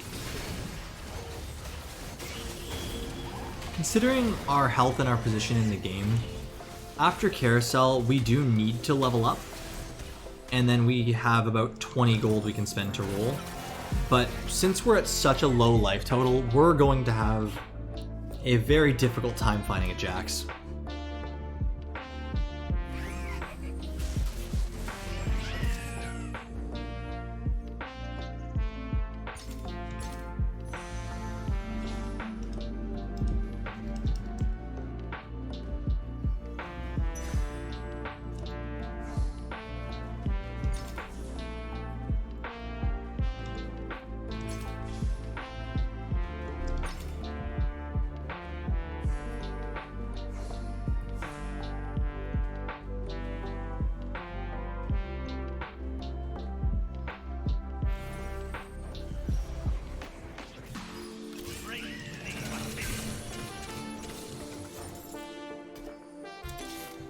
Did anyone else see the T-posing Lee on the bench?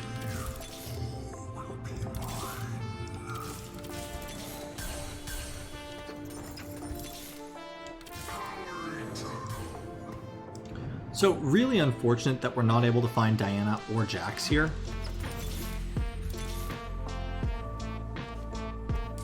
And it's going to put us in a very difficult position.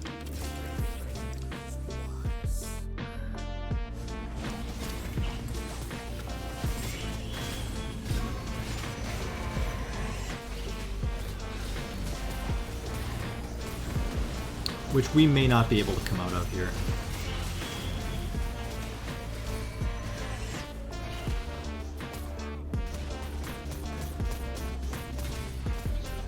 And even though we do lose this for sure,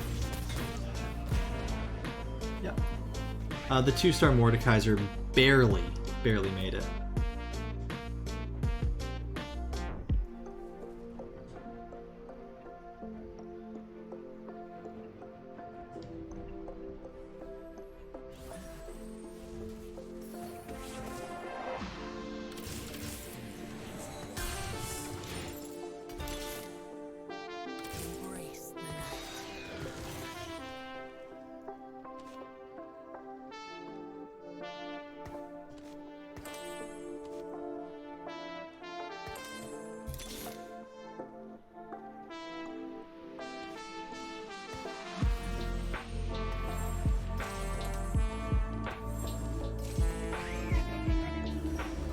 So unfortunately we did the best we could there, and we still weren't able to hit the Jax. But because we've now found the Diana as well as the 2-star Mord, I am confident in selling these 2 Ironclad units and just going with the 6 Skirmisher 4 Dragon Slayer build. If we live. Which we do.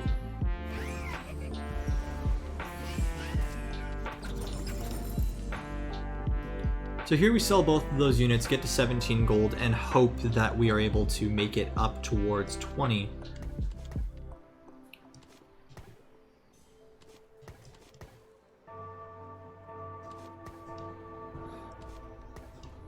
Depending on what we find here.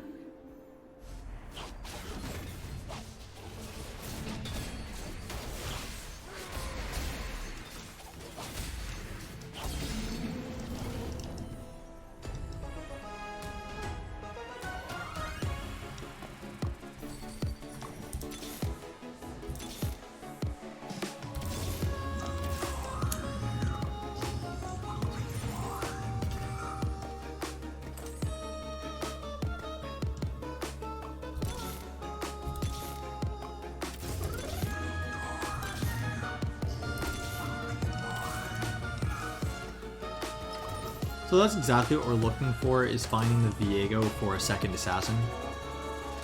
Now, I'm not too sure on positioning for other people's units, nor do I think keeping the Mordekaisers is the right decision here. I just didn't have time to keep looking for more Jax.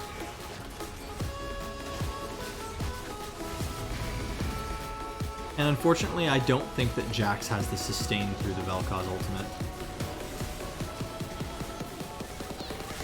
This is looking like a close but eventual loss thanks to Lulu, and a falling out in a hard 8th place.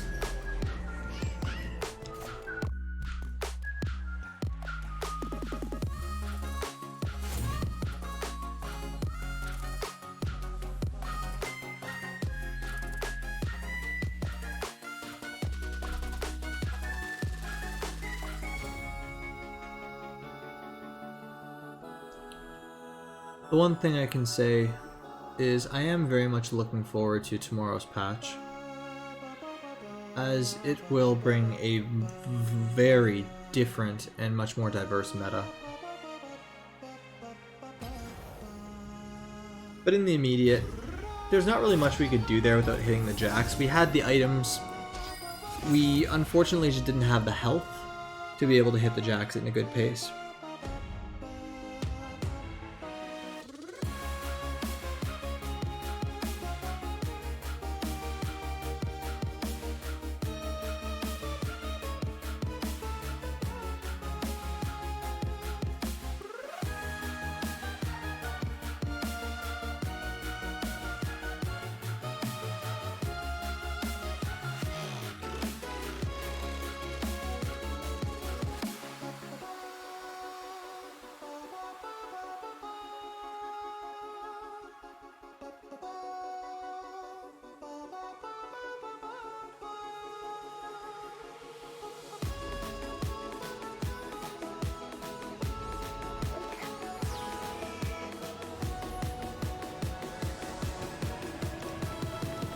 So, very fast queue and very fast arrival into game here.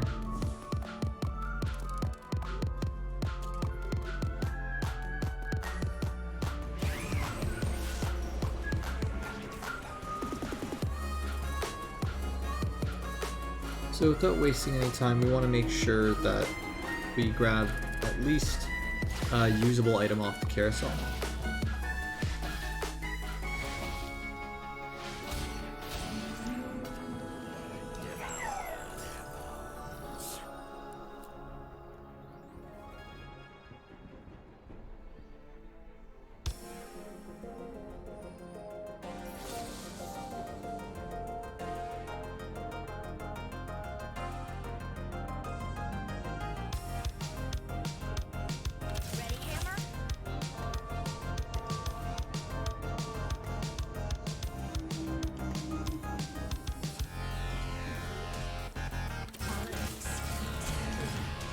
So here we buy the shop, because there's no way we're going to make 10 gold.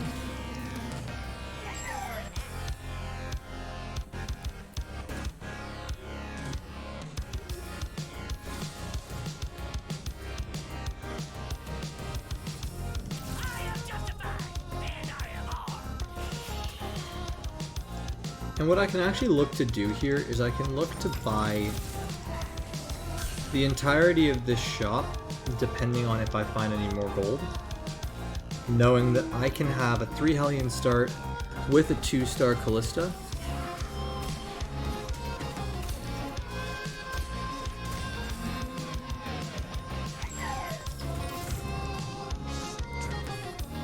And an extra Cavalier to back it up.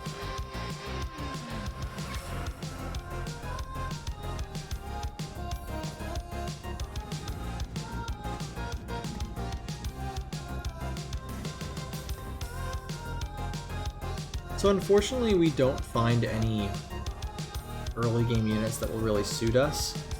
I can put the Dragon Claw on the Poppy, knowing that I will eventually want to reroll her for a tank, but in the event I get more Kleds, he may be better suited for it as a carry.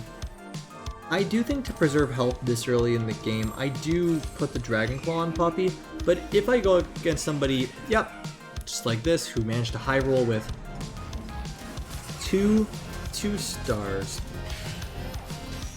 as well as a 3 Forgotten start, there's 0% chance that I win this round.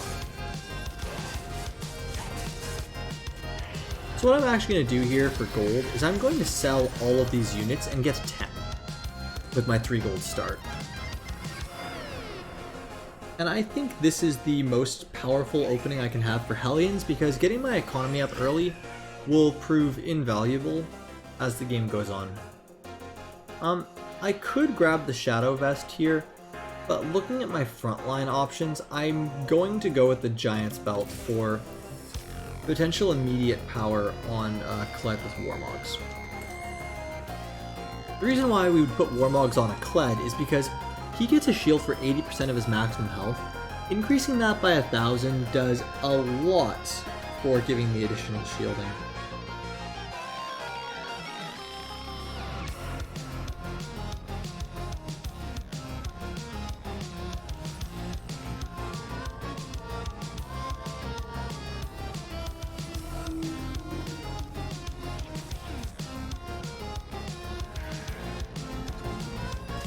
So it is unfortunate that we haven't seen another Hellion unit, but we do find a Sejuani while staying over our 10 gold breakpoint. So we can have that to put in for a second Cavalier after the natural level up here on 2-3.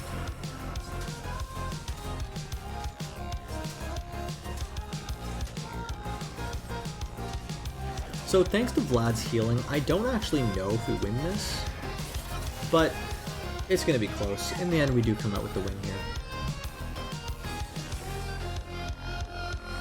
So now we're able to sit at exactly 20 gold, while still being able to put in either of Cavalier or buying the Nautilus for the Knight. I'm personally a bigger fan of Cavalier at this point in the game, because what we can do is we can move all of our units back a row, and actually, apologies, they changed Cavalier that at the start of combat they also get their damage reduction, so their damage reduction doubled. So they have a 30% reduced damage, and it's funny because they're actually getting buffed on the next patch. The Cavalier reduction for 3 of them is going to go to 30 instead of 25%, and at 4 Cavalier it's going to go to a 40% reduction instead of 35%. And don't forget, those bonuses are doubled whenever you end up with a Cavalier in motion or at the start of combat.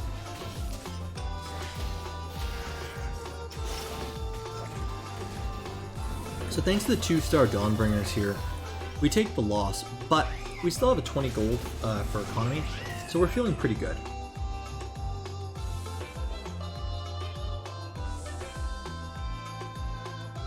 Here we want to make sure to grab an ability power if possible, knowing that it can either be a Morellonomicon, a Shadow Morellonomicon, or potentially an ability power item for Ziggs.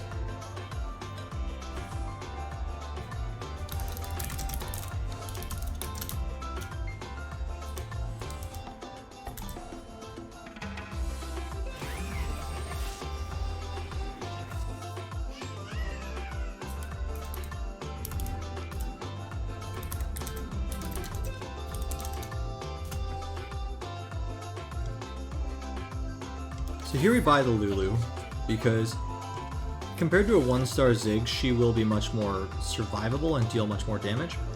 We also sell the Varus here and have the ability power on hold for either Ziggs or a cannon. We also need to keep in mind, if we don't start seeing more Hellions, we're only sitting on 1 star of each of them right now, so it may be completely wrong to be going for Hellions this game. And it may prove to be a better option to pivot out of this, having our 2 defensive items to make Mordekaiser a primary carry in either a Legionnaire build or a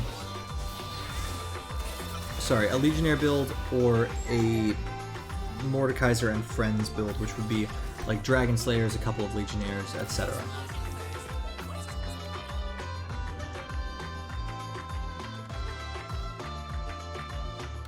So here I buy the Morgana to stay above 30 gold, while also giving us the option of putting in a second Nightbringer and Mystic at level 5. Hard pivot Coven.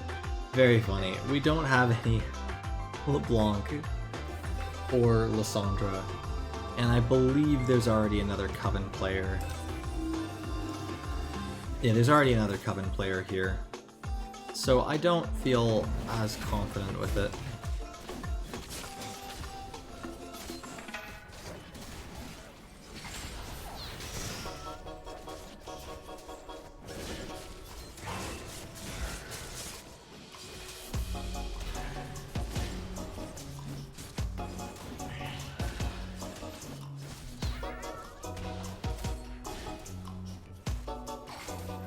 So we know we're going to lose this round. It's going to be probably a 3-unit loss here because Hecarim's healing is just far too strong for us. And the fact that we only have our 1-stars on most of our units. Is there another Hellion player? Good question. I didn't see one. No. No, there isn't. Just many forgotten players. And Vayne has a hard time against a large amount of area of effect damage, so I do think that going for Hellion could be very useful.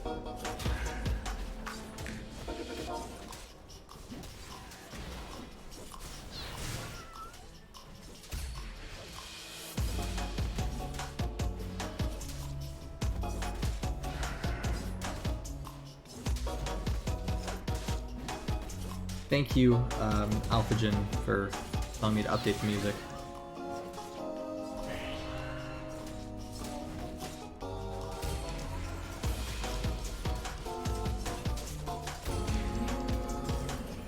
So unfortunately we get no gold, so we have to sell the Morgana. But what we're going to do is we're going to do a bit more of an aggressive roll down here to look for some Hellions.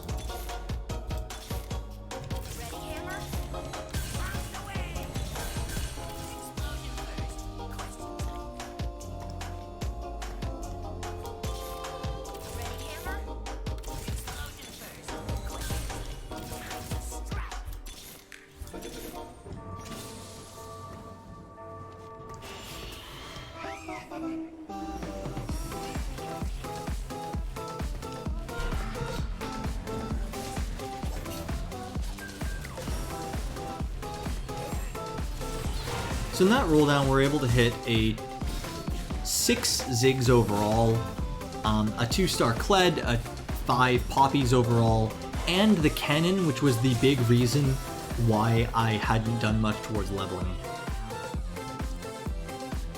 Now that we've done that, we need to take some time to get our economy back, because this will set us behind by a small period of time, but the fact that we have 5 Hellions and we're sitting in a much better position will help us out more overall. Here I'm going to look for the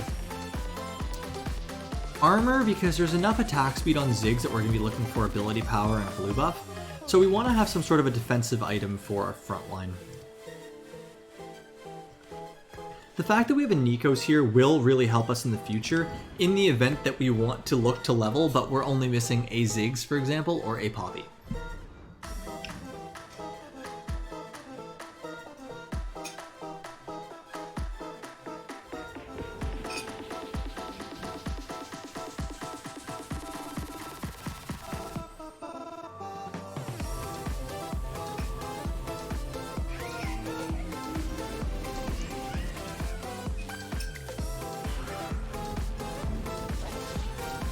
Yeah, I was also very confused as to where the Hellions are. Thankfully we were able to find some of them, but it seems like it's one of those games that RNG just isn't with us, and they're saying that we have to really work for it if we want to go this composition. Which we're willing to do. So I sell the Sejuani to get above the 20 gold breakpoint.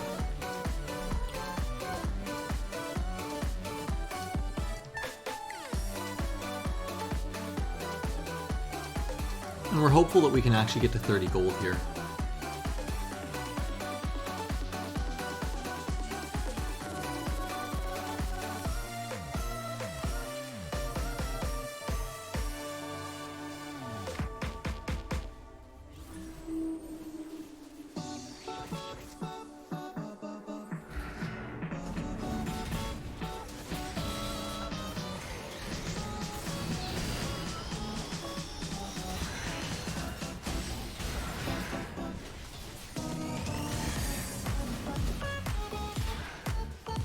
So unfortunately, as this person has found a mix of Dawnbringers, Brawlers, Assassins, Legionnaires, we definitely lose to them.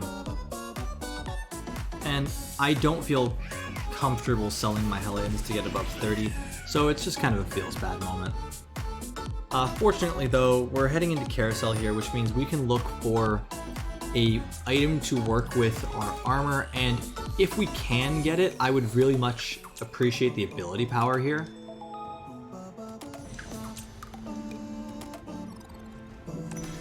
The other option was to go for the spatula on the Ziggs, knowing that I could potentially get a 3-star Ziggs off that, but I don't think it's worth getting the spatula unless I already had a shadow bow ready.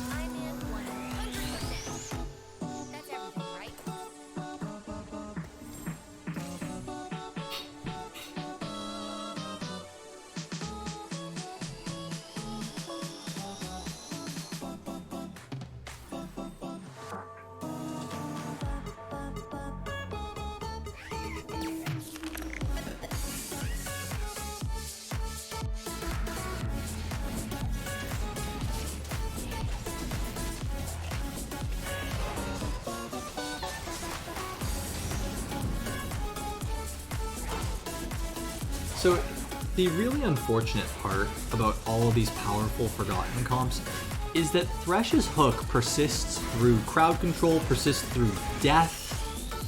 So it really is one of the strongest crowd control utilities in the game.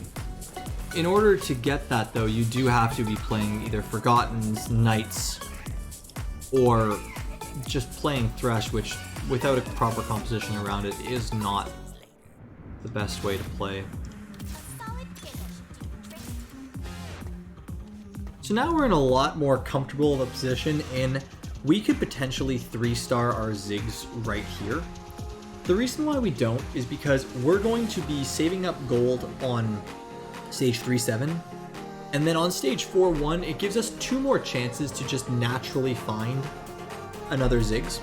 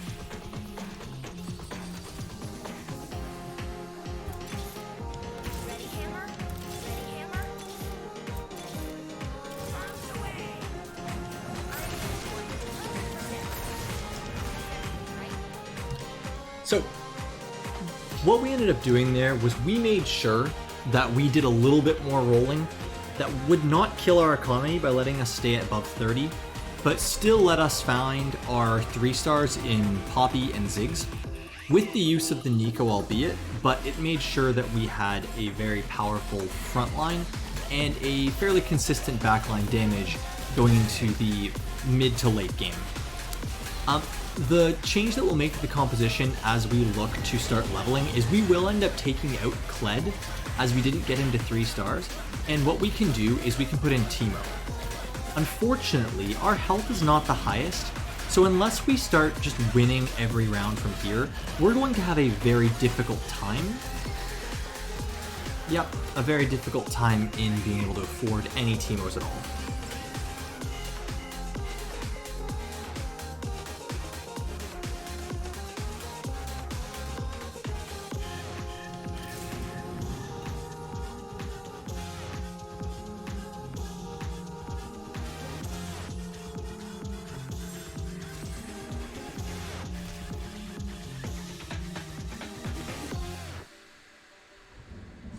In the event we're able to put Teemo in as our 5th Hellion, we need to start thinking realistically on what we would want for the rest of the composition, and what immediately jumps out to me would be something like an Ivern or potentially a Kindred.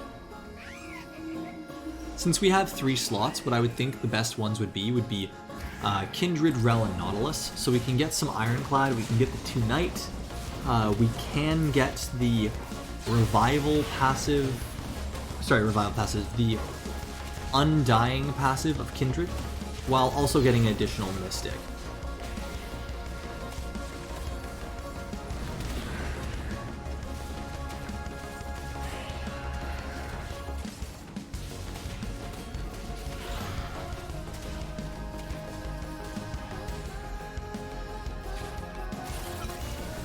So thankfully we were able to break our loss streak here.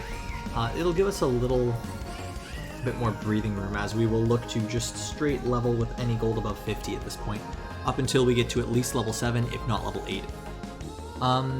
Do we have enough gold for enough HP for Teemo at this point?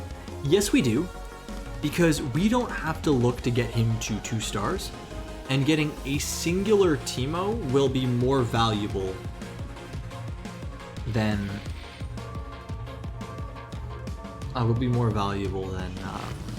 than the Kled at this point.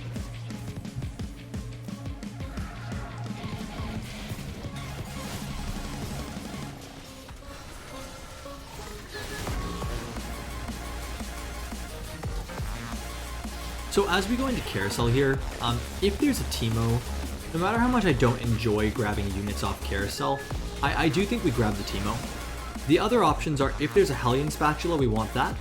Otherwise, we're looking for a damage/carry potential item for Ziggs. That could also mean something like an Ionic Spark to lower the frontline magic resistance for Ziggs to chew through. Right, I forgot we're only on stage 4-4. So here, if we can, we're probably going to try to grab the ability power. If we can't, we are actually going to grab this Shadow Bow, as it will deal more damage for Ziggs, and what it means is we can potentially do a Hellion Spatula if we find one off of 4-7.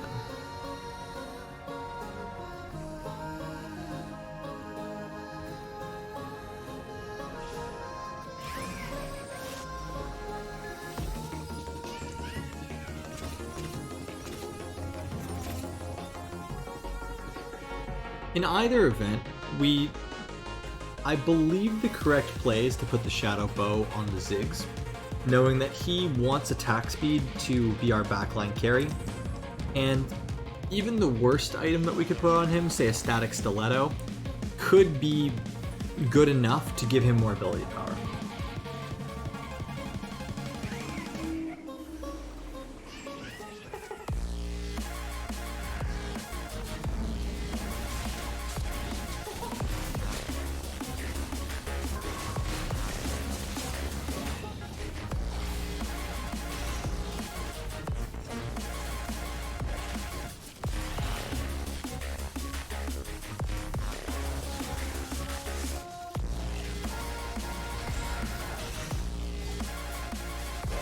Once again, I'm not sure if it's just personal gripes, but I do have to say, the fact that Thresh is able to crowd control for so long as a 2-cost unit, especially through any sort of a crowd control, feels a little bit too strong to me.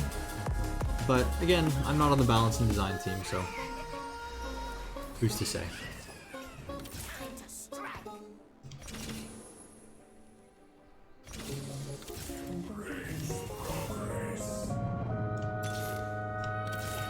So we get lucky and we find a 2-star cannon, as well as with our level to 7, with only reducing our gold econ by 1, we're able to put in another Spellweaver to let our Ziggs start carrying more.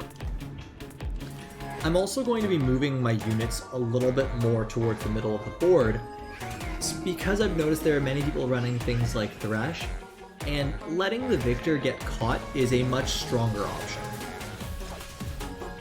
Unfortunately, we end up against the Coven Assassin player, who ends up immediately being able to delete our Ziggs, which is our main source of damage. Things aren't looking good for your man in the corner here, folks.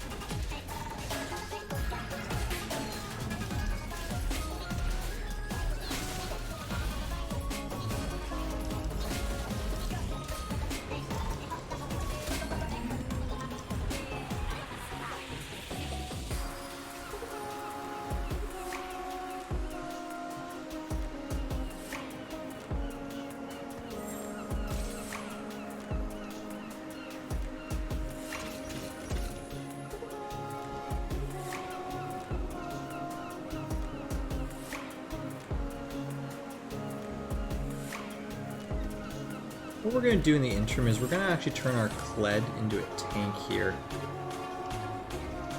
and hope that he's able to soak up some damage. Now that Ziggs has the Static Stiletto, every other attack will do the Chain Lightning, which will reduce the magic resistance of enemies by 70%, giving him much higher chances of being able to destroy the enemies with his bombs.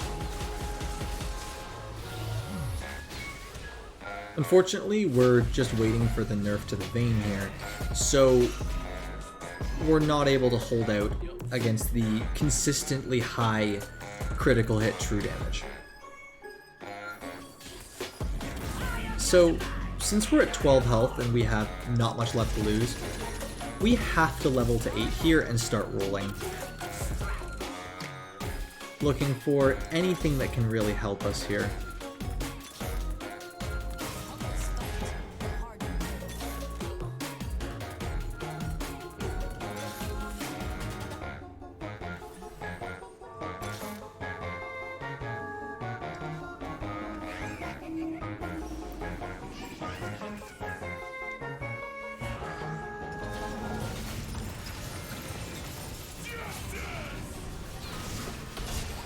So unfortunately, we're not able to find anything to help us, and we are versus a perfect items karma, where our backline has not been able to get to her at all.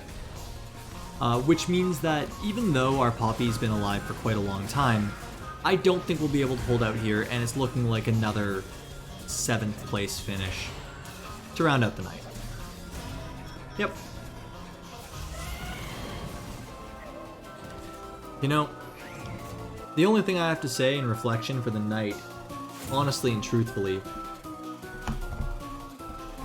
is I am very thankful and very much looking forward to the nerfs coming through tomorrow, as well as the buffs to some of my favorite compositions like Abominations, the potential for Cavaliers to be more powerful, and also Knights, 6 Knights being a very powerful composition with 6 Knights getting 90 flat damage reduction instead of 75.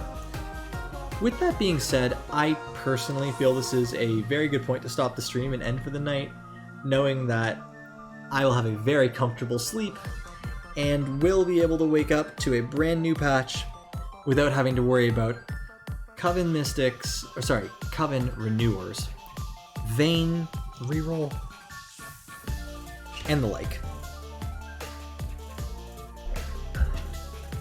Thank you so much for watching, everybody, and I hope you have yourself a great night. Take care.